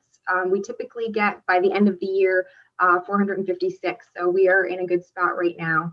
And we are at 291 non-resident permits and counting. We're still getting them in, a few every single week. The other things that my office has been up to is we are starting to work in the climate smart community task force. We had a meeting this week with Jen, whom you'll hear from later in the evening. And I'm really excited about helping out with those projects. I think there's a lot to do and a lot of benefits for the town. And lastly, I have a thank you of my own. I wanted to thank Dave McMorris. He is one of our volunteer drivers for driving those in need to COVID appointments for their vaccine. And he was able to take someone tomorrow to their appointment. So we graciously appreciate his help. And we're happy to provide that. I know some of the other drivers were already busy and had appointments of their own. So we didn't necessarily ask everybody, but Dave was free, so he did. So I just want to say thank you. That's great. That's a nice program, and I hope more people take advantage of it as they're starting to finally get enough vaccines to. Yeah, exactly. They're finally available for everybody, so that's a good sign. Yeah. Okay. Actually, we had a call tonight. I don't know if any of the other councilmen were able to join the Mark Molinaro call talking about just about COVID vaccinations. If you caught that or not, but it does seem like supply is going to start getting close to demand, which is great. And they kind of ironed out, and they explained where all the issues were, and I won't go through that with you because he's a good communicator, Mr. Molinaro. Next up, I would say, I think Glenn Morrison wanted to make a public comment on agenda items. Is that the case? And he signed up on the list. So Mr. Morrison, is that still true? Would you like to say something? He had sent me a message earlier. I think he is good for now. He was able to ask some questions during the library presentation. So unless he's changed his mind and I'm speaking ahead of him, I think he was okay to defer for tonight. Okay. So now we're going to go to our committee and board commission council reports. And our first and only speaker in that category tonight is our Climate Smart Community coordinator, Mrs. Jen Rubo. Hello, Jen. Hi, thank you. So I guess I just wanted to refresh everyone's memory a little bit, but I won't take too much time. So a few months ago, I joined the Unionville CAC, and my initial intention was to help out with the natural resources inventory. I have some experience with NRIs and thought it would be a good way to help out locally. And the NRI maps were actually a great way for me to learn about Unionville. I'm a pretty visual person, so as I looked at the maps, it really drove home to me the wonderful natural resources that we have here, especially the large amount of continuous forested habitat. And, it really is something special. So that's my little plug for the NRI maps. If anyone hasn't looked at them yet, you should take a look, definitely. But then kind of moving forward through the work I do at Vassar College, I started learning more about the Climate Smart Communities program. And I found out that we had signed the pledge in 2018, but really hadn't taken any of the next steps forward. So that's when I spoke with Betsy and became the Climate Smart Community Coordinator.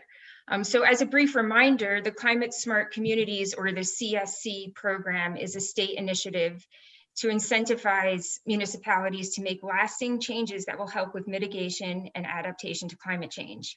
It's based on a points system and pledge elements, or as they say, PEs.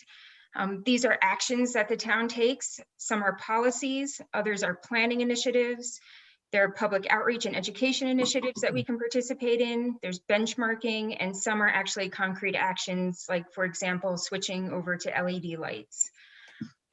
Each time you complete a PE and get it approved by the state, you get points. And when you get 120 points, you get a bronze certification. So it literally is kind of like a game, and it offers a little healthy competition between municipalities. Right now in Dutchess County, there are only 3 other towns with bronze certification. That's Rhinebeck, Red Hook, and Dover. And there's 1 town in Dutchess County with silver certification, which is the next level up, and that's Beacon. So as a CSC community, we have, it really gives us access to money. So there's climate smart community grants that help us complete these pledge elements. And we also receive better scores on other state grant applications because we are a CSC community. So this program is really a key to funding for us to complete actions in our town that will benefit our citizens. It's going to help us maintain our rural character and frankly, help us complete tasks that need to get done anyway. Over the next few months, we're going to inventory all the actions that are presented by the state and figure out what Unionvale has done, which ones we are in the process of completing, and which ones we need to do to get our bronze certification. So that's kind of the nuts and bolts of the program, but I did just want to say that in addition to helping mitigate climate change, this program is really going to help Unionvale stay the way we know and love it. As a town with a lot of open space, forests, and wetlands, we're lucky because these natural resources are actually already fighting climate change for us. The CSC program promotes smart development. It allows us to focus on what makes our town special and unique, and it helps us maintain our quality of life by prioritizing clean and accessible water sources, forested areas, and other natural resources. So, as the CSC coordinator, my first job was to create a task force, and I'm just happy, super excited to let you all know who's going to be on that task force tonight. So I have 4 people, and of course, Supervisor Moss is also joining to help out as much as needed.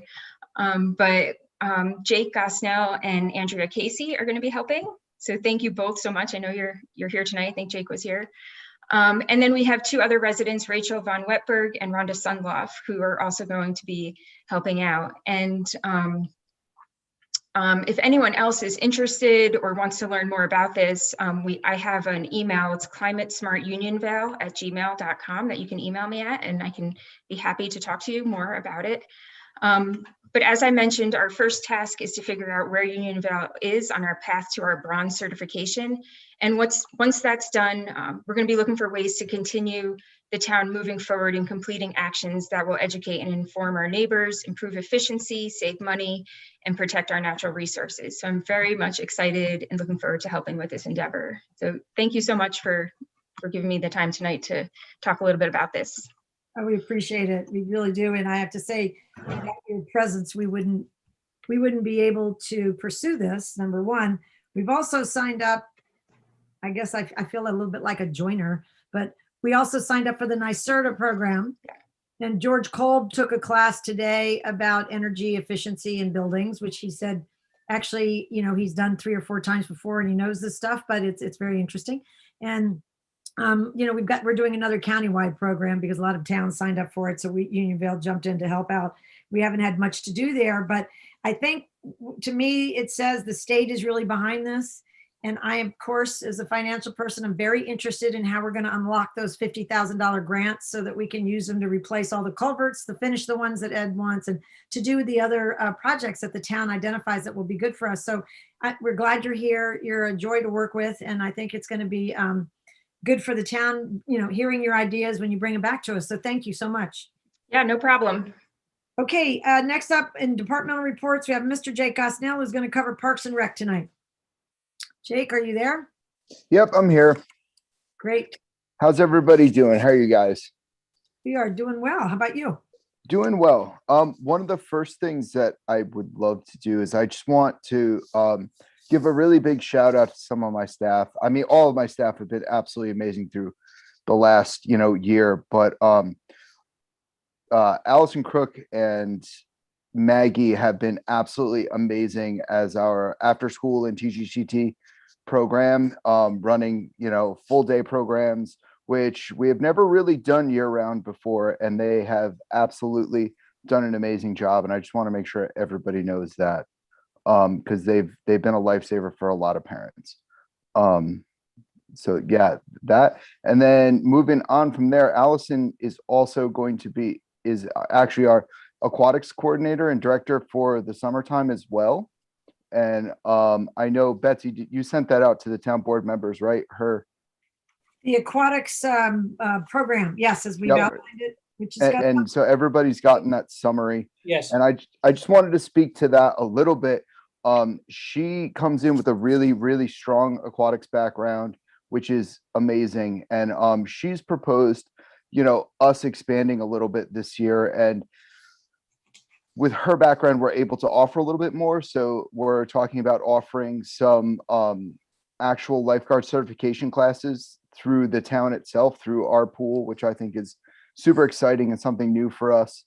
And as well as a couple of other things that were on that sheet.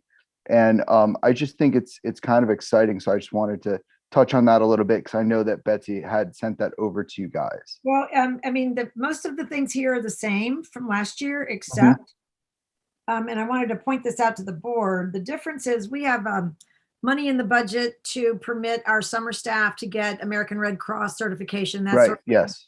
And the difference this year is that Allison is already certified to teach that. So instead of paying the money out to get another instructor to come in, we're going to invite other people or young people that might want to get certified in.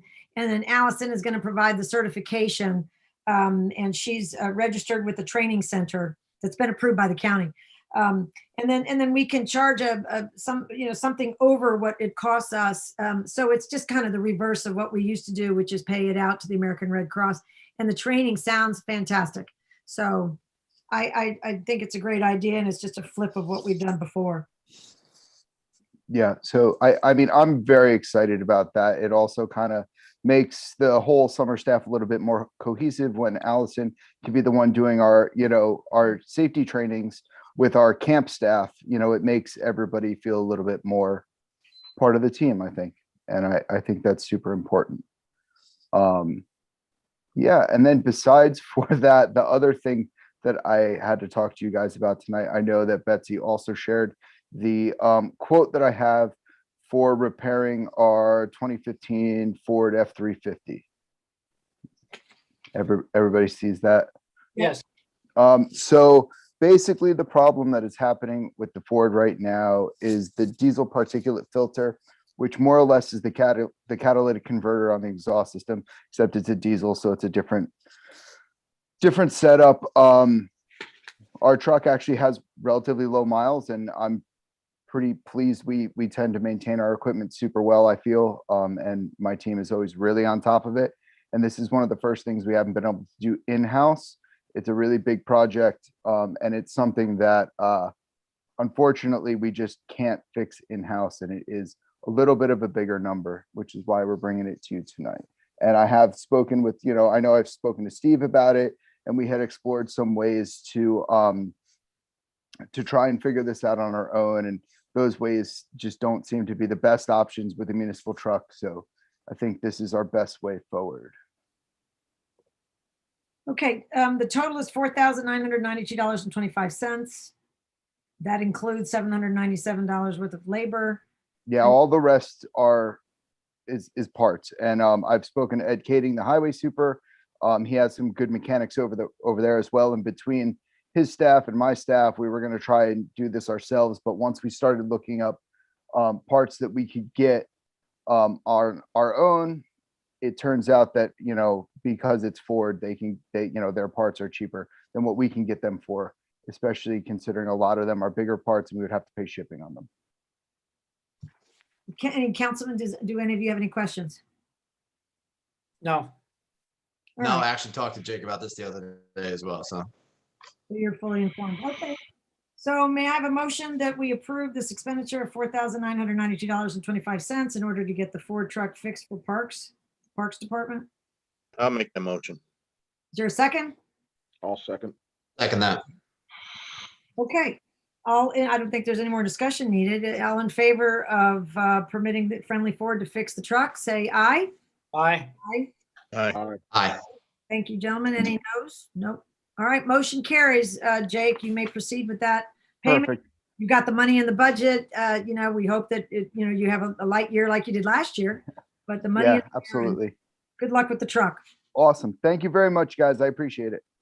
Thanks for being here. We Oh, appreciate. I got one question for Jake. Yes, Yeah. sir. Request. A number of people have asked me about fishing season, and I would pass it on to you. We're hoping you're going to stock trout this for April trout It's, season. it's actually funny. I'm very, very glad that you brought that up because it was something that I meant to talk about. We are going to stock this year. Yes. Great. Thank you. I spoke with the Rob over at the DEC in New Paltz. He's who we have to talk to get our fish stocking permit. And he asked me this year to put in just browns instead of browns and brooks. So there will be browns being put in. We're going to do a load before opening day, and then we'll do one a bit later in the season.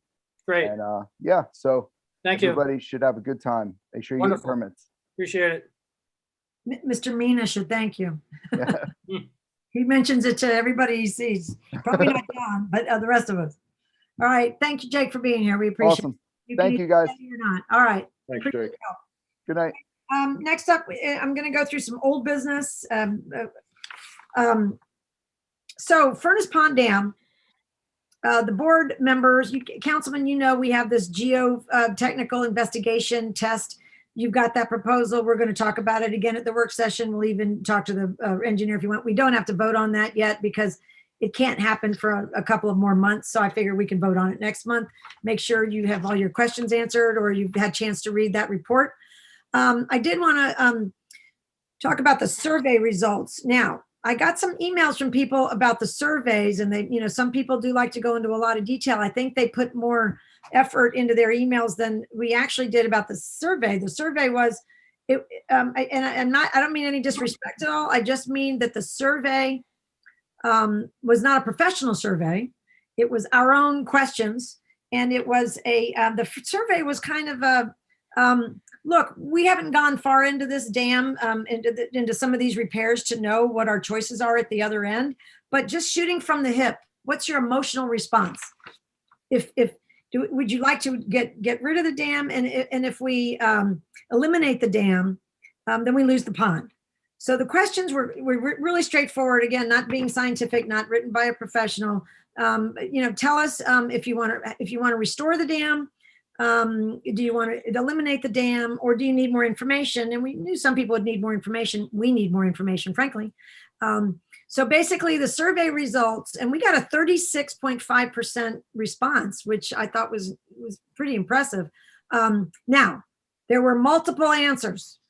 We had people that answered 10 times, and some people answered actually more. We had to go through and call the results and only gave every household 2 answers, because sometimes there are a lot of families where the email is used by the husband and the wife.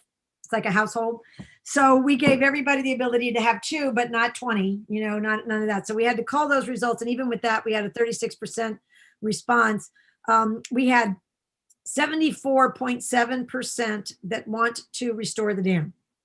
We have 12.65% that want to eliminate the dam. And then we had 12.65% that want more information. So I share those responses with you because it's overwhelmingly in favor of restoring. But we want you to know we have a lot more information coming when we do this next test that I'm pretty sure the board, I'm fairly certain the board is going to vote for, because the last time we discussed it, everybody thought it was the next logical step. We may learn from that test that restoring the dam in the way that we think we can afford isn't possible. We just don't know yet. We will share all the information with the residents when we get it. But I thought the board members would all want to know the survey results. As we get more information, we'll share it, and then we'll make an informed decision at the other end, and keep the residents posted all along the way. Okay. Now, Dutchess County's workers' comp plan. I laugh because I call it the Unionville's, prolonged goodbye. We've been out of the plan now for 2 years, and we still haven't settled up with the county. I do believe, for my fellow board members, that the county is concerned about their entire program, And since there were 5 towns that left at once, they're concerned about the program. They're digging in their heels a little bit with us. We'll end up settling with them, but I think they're kind of holding us out as an example should any other town want to leave. So they can't give in too much. So anyway, our very talented and accomplished attorney, who's an expert in workers' comp, is going to be talking to the Dutchess County DA, and they're going to try to work it out.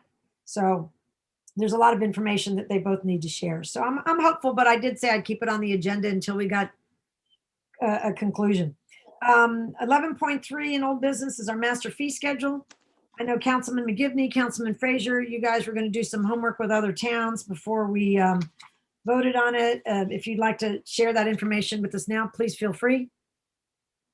Yeah, the portion I did a little study on was building permits. We were talking about the rates, and I actually found there's only one town, one surrounding town locally that's actually lower than us. I found 3 towns that were about the same, pretty much the same, within a few dollars. I found 3 towns that were above us, and then I found 2 towns that actually didn't publicly, publish the rates, which I kind of found funny. I guess you have to call to get the rates, which strange, but so I mean, if George is saying he spends a lot of time in this area, I leave it up to George to be the best person to say, where the town should be reimbursed money, so, if he's looking to raise the permit fee, I would leave it up to him. Yeah, terrific. Councilman Frazier, you wanted to delay a month to do some homework too. What did you find? Anything you can share? Yeah, I did some more review of the pricing there, and I'm comfortable with where we're at with the adjustments. Okay. All right, may I have a motion to approve the town master fee schedule for 2021, please? So moved. Second? Second. Great. All in favor of approving this master fee schedule as distributed to the council members, please say aye. Aye. Aye. Aye. Aye. Okay, motion carries. Thank you, gentlemen, very much. The last thing on old business, financial controls for town clerk and tax collector. In the last month's meeting, Councilman Welsh had the suggestion that we add the ability, especially in both the town clerk, but in the tax collector, that we add the ability to pay by, e-check, credit card, cash, check, add all the payment possibilities, and the new ones were e-check specifically. That was added to that report that everybody was emailed. So given that that one excellent suggestion was added, I would like to entertain a motion that we approve the financial control policy for town clerk and tax collector. I'll make that motion. Is there a second? Second. Okay, all in favor of approving the financial control policy for town clerk and tax collector, say aye. Aye. Aye. Aye. Aye. All right, everyone approves. Motion carries unanimously. Thank you very much. Okay, that is it for, we do have one more item for old business before we move on, and this is improving the approach in the Unionville on Route 55. Councilman Derlin, may I turn that one over to you? Sure can. Yeah, so a few weeks back, resident Bob Ritter reached out to us and mentioned trying to improve the way that Unionville looks as you come into the town. One of the things he mentioned was putting a new flagpole in as you enter the town, coming from the Beekman side on 55. So I have looked at a few different options. I actually went out to the site, took a bunch of pictures, and then kind of measured up what we have across the street. So B-Wise is across the street. They have a flagpole also. So maybe match something of similar size. And then also the town has a flag in the recycling center. So me and Bob were actually talking earlier today about putting one flag across the street across from B-Wise, and then the current flag that's in the recycling center, maybe just fashioning up a better way to put that flag up. I don't know if you guys have seen that at all, but it doesn't look all that great. It's kind of shabby looking. So maybe we just fix that, either get a nicer pole or something a little more substantial that looks all right. So there's a bunch of different options. Generally, I mean, the one that's at B-Wise, it looks like it's maybe like a 30 or a 35 foot. with like a 5 by 8 foot flag on it. So if we were to do something like that across the street, I've looked on a bunch of different websites. Mostly the pricing is around $2,500 to $3,200, give or take, for about a 30 to 35 foot pole. Depends on how big you want I guess how wide you want the aluminum from the bottom to the top. You can start with like a 5-inch, or you can go to an 8-inch, and then you can do a bunch of different options. The internal string or the external string makes a whole big difference, but generally it's between 25 and 3,200 for the flagpole itself, and then we would have to do some concrete work to secure it to the ground and all that. And the flag itself is about, for a 5 by 8 flag, it's only like $70. I couldn't, if you find like really nice flags, they're really not for exterior use, but I found like nylon embroidered ones. So they're still embroidered, so they look real, but they're made of nylon, so they'll last a long time. I don't know what you guys' thoughts are on As long as that, it's but made in America. yeah, as long as it's made in America, exactly. I see Bob is still on with us. I don't know if Bob wants to add anything to that. Bobby, there? Yep, I'm here. Thank you, Kevin, and thank you, Betsy, for bringing the suggestion forward to the board. It just seems like we should have some better presence as you come through the town on our main thoroughfare 55. This is a relatively simple way to make a bold statement. Can be a statement that our veterans will appreciate. And it's, I think, it's sort of kind of the nature of our little town, or our patriotism, and it lets you know you're there now. There's a solar facility right there. At some point in time, perhaps a sign for the town, and maybe a little recognition of the solar facility, but at least a sign for the town, better than just the simple highway sign that's there. That's pretty much it. And of course, there can be a ceremony at the time the flag's raised. Maybe bring a veteran in. Maybe there's some other fine words, and that's kind of a nice way to recognize that moment we raise the flag. That's pretty much it. So Bob, and let me add, so we have a couple things going on. One, Kevin, we were talking about having a nicer, sign in front of the solar development across the street that would say that the solar development belonged to the town of Unionville, because I know some people were worried that you drive through there so quickly they wouldn't even know which town the solar development was part of. And so there are some that want a lovely sign outside the solar development. And then also from a climate smart perspective, I know Jen Rubo was going, you do get points because she's going after these points. You do get points if we came up with a little educational, information, little small signs, and we'd probably put them along the recycling center because that's where people pull in to actually be close enough to read. But if you can imagine that would describe why, the solar development is important to us and that sort of thing, what renewable energy is, or what, anything that you can describe on these small signs. So I think the idea was, since we did discuss but haven't decided or voted on how we're going to do it, is to have a kind of a ribbon cutting type ceremony at the solar development and invite a few people in that have been helpful, raise the flag. It would be a nice combined event to celebrate Unionville and to celebrate this and take the flag up the flagpole. Would you like to, you think that sounds like something that could be done at the same time? Betsy, I kind of have another idea too with that, to add to that flagpole. Just kind of came to me now. Maybe possibly getting a flag made up with the Unionville seal on it, to fly below the American flag might be a good idea too on that pole. Yeah, we have a really nice one. It's an interesting blue background though. I don't know where that came from in the town board, the meeting room. John, do you remember where that one came from? Because it's almost embroidered. That came from a local resident who is also an artist, used to be work in the highway department. That's a really lovely, unique piece. But, also we have a resident who can make that for us, Kevin. And we were talking about that. Maybe we have both of those. And then I think that's a great idea. I think we need to price it all out and then look at where we're going to get the money so we can get quotes on the, certainly on the Unionville flag, which would be a custom job. What do you guys think about a sign in front of the Unionville, the solar development? What kind of a sign would go there? The question is, can you get rid of the state sign? What? Can you get rid of the state sign? What's the state sign? The one as you're coming in, there's a sign that says Town of Unionville, but it's like that ugly green. Yeah, it's very plain Okay. Jane, ugly. Oh, we can definitely get that replaced. I don't know about that. We'll That's a see if state sign. We have to see if the state will pay for it.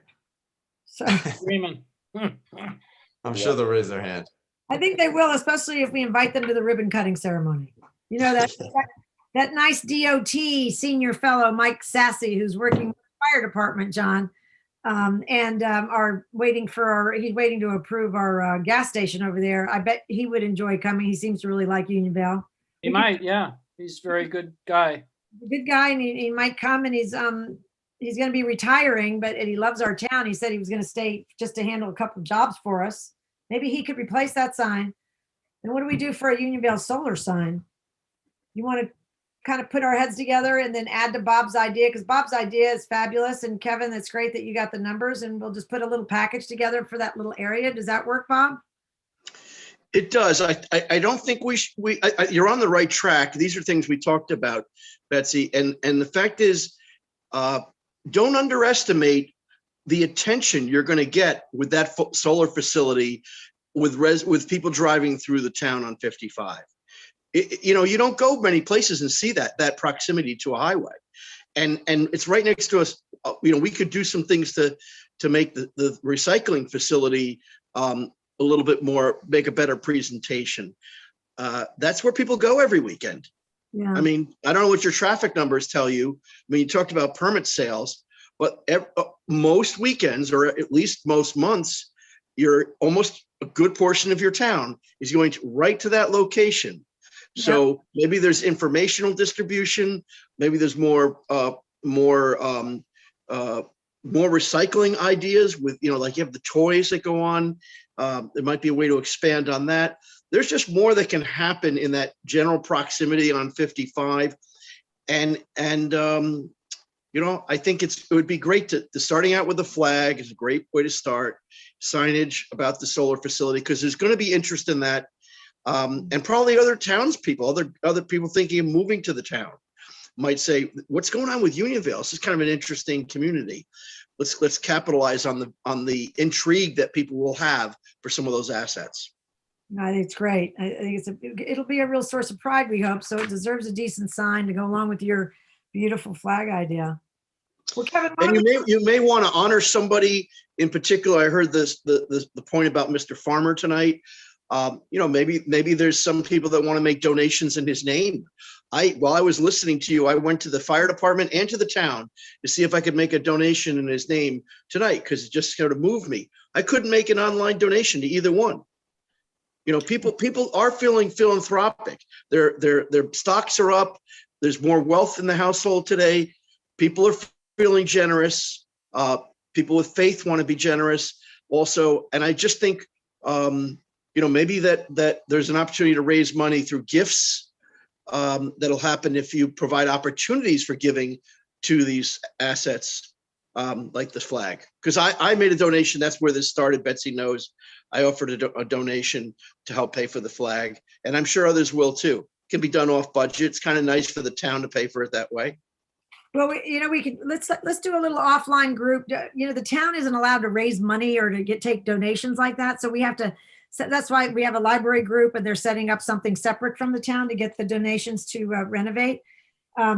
So we can figure out those details. I think it's a lovely sentiment. Kevin Durland is going to help work on it. So we'll talk about it offline, come up with a little plan, and then we'll present it next time, all inclusive. How about that?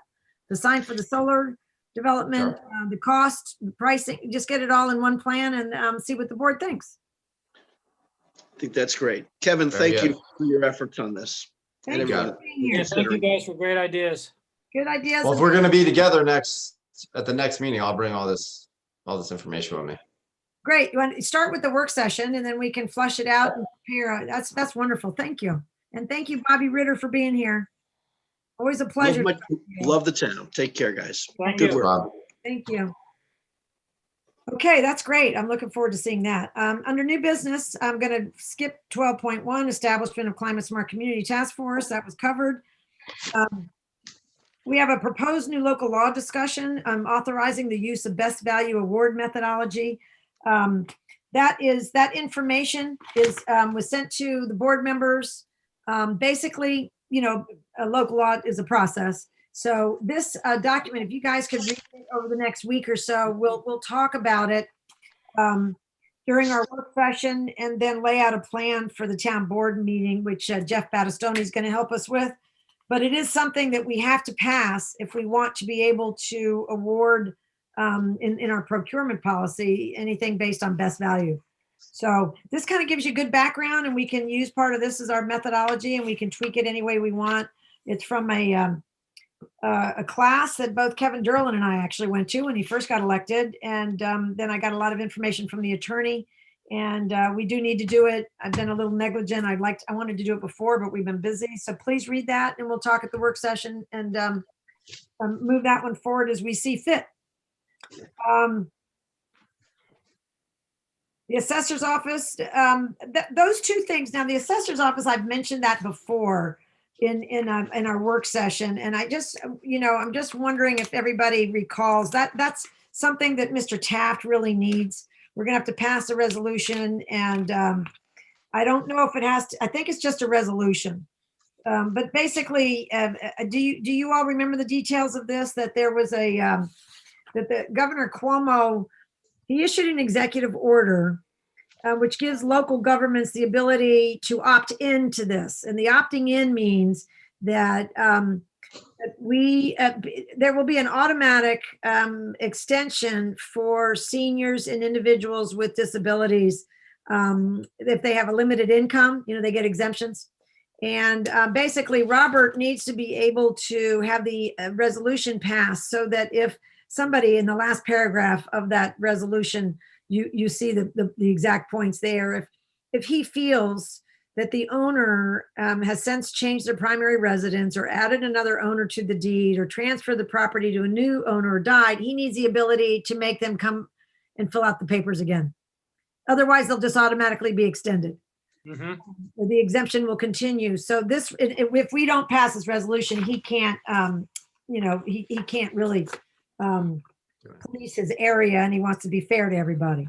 So you have that resolution, and I am, that's the last under our new business. So I am going to ask, before we go to that one, I wanted to ask, I'll finish up with that one, but I wanted to talk about the Climate Smart Community Task Force. Does anybody have any questions about that one? No. That's resolution number 25. I was going to ask Councilman Welch, do you mind reading resolution? No, I don't mind. 25? Thank you. Okay, resolution number 25 of 2021, establishment of the Climate Smart Community Task Force. Whereas the town of Unionville passed the Climate Smart Committee Pledge Resolution in May of 2018, and whereas the town of Unionville seeks to take actions that will reduce its energy consumption, transition to renewable energy, and improve the resilience to the impacts of climate change, especially in the areas where infrastructure will be greatly affected by flooding. And whereas New York State Climate Smart Committee program lists the creation of a Climate Smart Committee task force as a mandatory step in the program. Now therefore it be resolved that the town board of Unionville hereby creates a Climate Smart Committee task force, and be it further resolved that the Climate Smart Community Task Force shall consist of at least 5 members of the community, including this Climate Smart Committee Task Force coordinator and at least 1 government liaison, either elected official or staff. And be it further resolved that the Climate Smart Community Task Force coordinator is responsible for appointing task force members with the approval of the government liaison and ultimate approval of the town board. And be it further resolved that the Climate Smart Community Task Force shall provide the town board with information about establishing and implementing climate smart initiatives, to propose new ideas to the town board, to identify funding sources for projects and paybacks from investments, and to manage climate-related projects. And be it further resolved that the Climate Smart Community Task Force shall meet at least twice a year. And be it further resolved that the members of the Climate Smart Community Task Force shall serve at the pleasure of the Town of Unionville Board. We will need a roll call vote. Thank you for offering that. May I have a second? Second. Is there any discussion? Hearing none, I'd ask the town clerk for a roll call vote, please. Councilman Frazier, Abstain. Oh, wait a minute. I was just reading Robert's rules last night, and you know, you're not supposed to abstain. Do you have a reason for abstaining? Is there a financial conflict or something? Because when I was reading the rules, they were saying unless there's an imminent conflict, board members don't abstain from voting because that's what you're here for. Any conflict? I have a personal conflict with it, yes. Not a financial. So you would vote it down? Would you like to vote it down? Because you're not supposed to abstain. I abstain. You abstain. You're not supposed to abstain. So let the record reflect that Councilman Frazier refuses to vote on a resolution put forth before the board. Councilman Derlin, well, you can continue the roll call. Aye. Councilman McGivney, Aye. Councilman Welsh, Aye. Supervisor Moss. Aye. Okay, thank you for that introduction and that. Resolution number 25 of 21 passes. Now, resolution number 26, Councilman Derlin, can you read that one? Sure can. Resolution 26 of 2021, extension of senior and individuals with disabilities and limited income exemption. Whereas the state disaster emergency has resulted in limited hours in municipal offices and rendered seniors and individuals with disabilities homebound, and whereas many seniors and individuals with disabilities do not have the ability to file their real property tax exemption applications in person due to safety precautions and the lack of the ability to file such applications online. And whereas Governor Cuomo has issued Executive Order 202.83, which grants local governments the ability to adopt a resolution extending the exemption status for those seniors and individuals with disabilities entitled to certain real property exemptions. Now, therefore, be it resolved that the assessor shall extend the 2020 exemptions status for those individuals receiving the senior exemption and the persons with disabilities and limited income exemption through 2021 without a renewal application, except in the circumstances listed below. Be it also resolved that the assessor may require a renewal application if he or she believes that an owner that qualified for the 2020 exemption has since changed their primary residence, added another owner to the deed, transferred the property to a new owner, or died. Excellent, thank you. Roll call vote. Is there a second to that motion? I'll second. To that resolution, I apologize. Thank you. Is there any discussion? Hearing none, I'll ask for a roll call vote, please. Councilman Frazier, Aye. Councilman Derland, Aye. Councilman McGivney, Aye. Councilman Welsh, Aye. Supervisor Moss. Aye. All right, resolution number 26 of 21 passes unanimously. Thank you very much. At this point, I'd like a motion to approve the warrants and pay all those bills. And by the way, thank you. I'm going to add to that. And I'd like to ask that the councilman please come in this weekend to sign those vouchers that are sitting there, if you don't mind. They've gotten thick again. All right, we have a motion. Is there a second? Second. Thank you, sir. May all in favor of paying the bills, please say aye. Aye. Great. Aye. Thank you. Motion carries. We'll pay the bills on Monday. Are there any public comments on town issues? Anybody want to raise their hand? Stu Kilcrease is on. Alfreda Tillman, would you like to say anything? No? I don't see the hand raised. Okay. Well, I hope you know how to hit the lower hand if you did want to say something. This is the time. If not, call us tomorrow. We'll put you on the next agenda. All right. May I have a motion to adjourn? Thank you, everybody, very much. So moved. Second? Oh, I don't even think we need a second. We can just. On Robert's rules. That's right. You can just adjourn without a second. The next Yeah. meeting is April 1st. See everybody then. Thank you very much. Appreciate your being here. Okay. Good night. Good night. Night.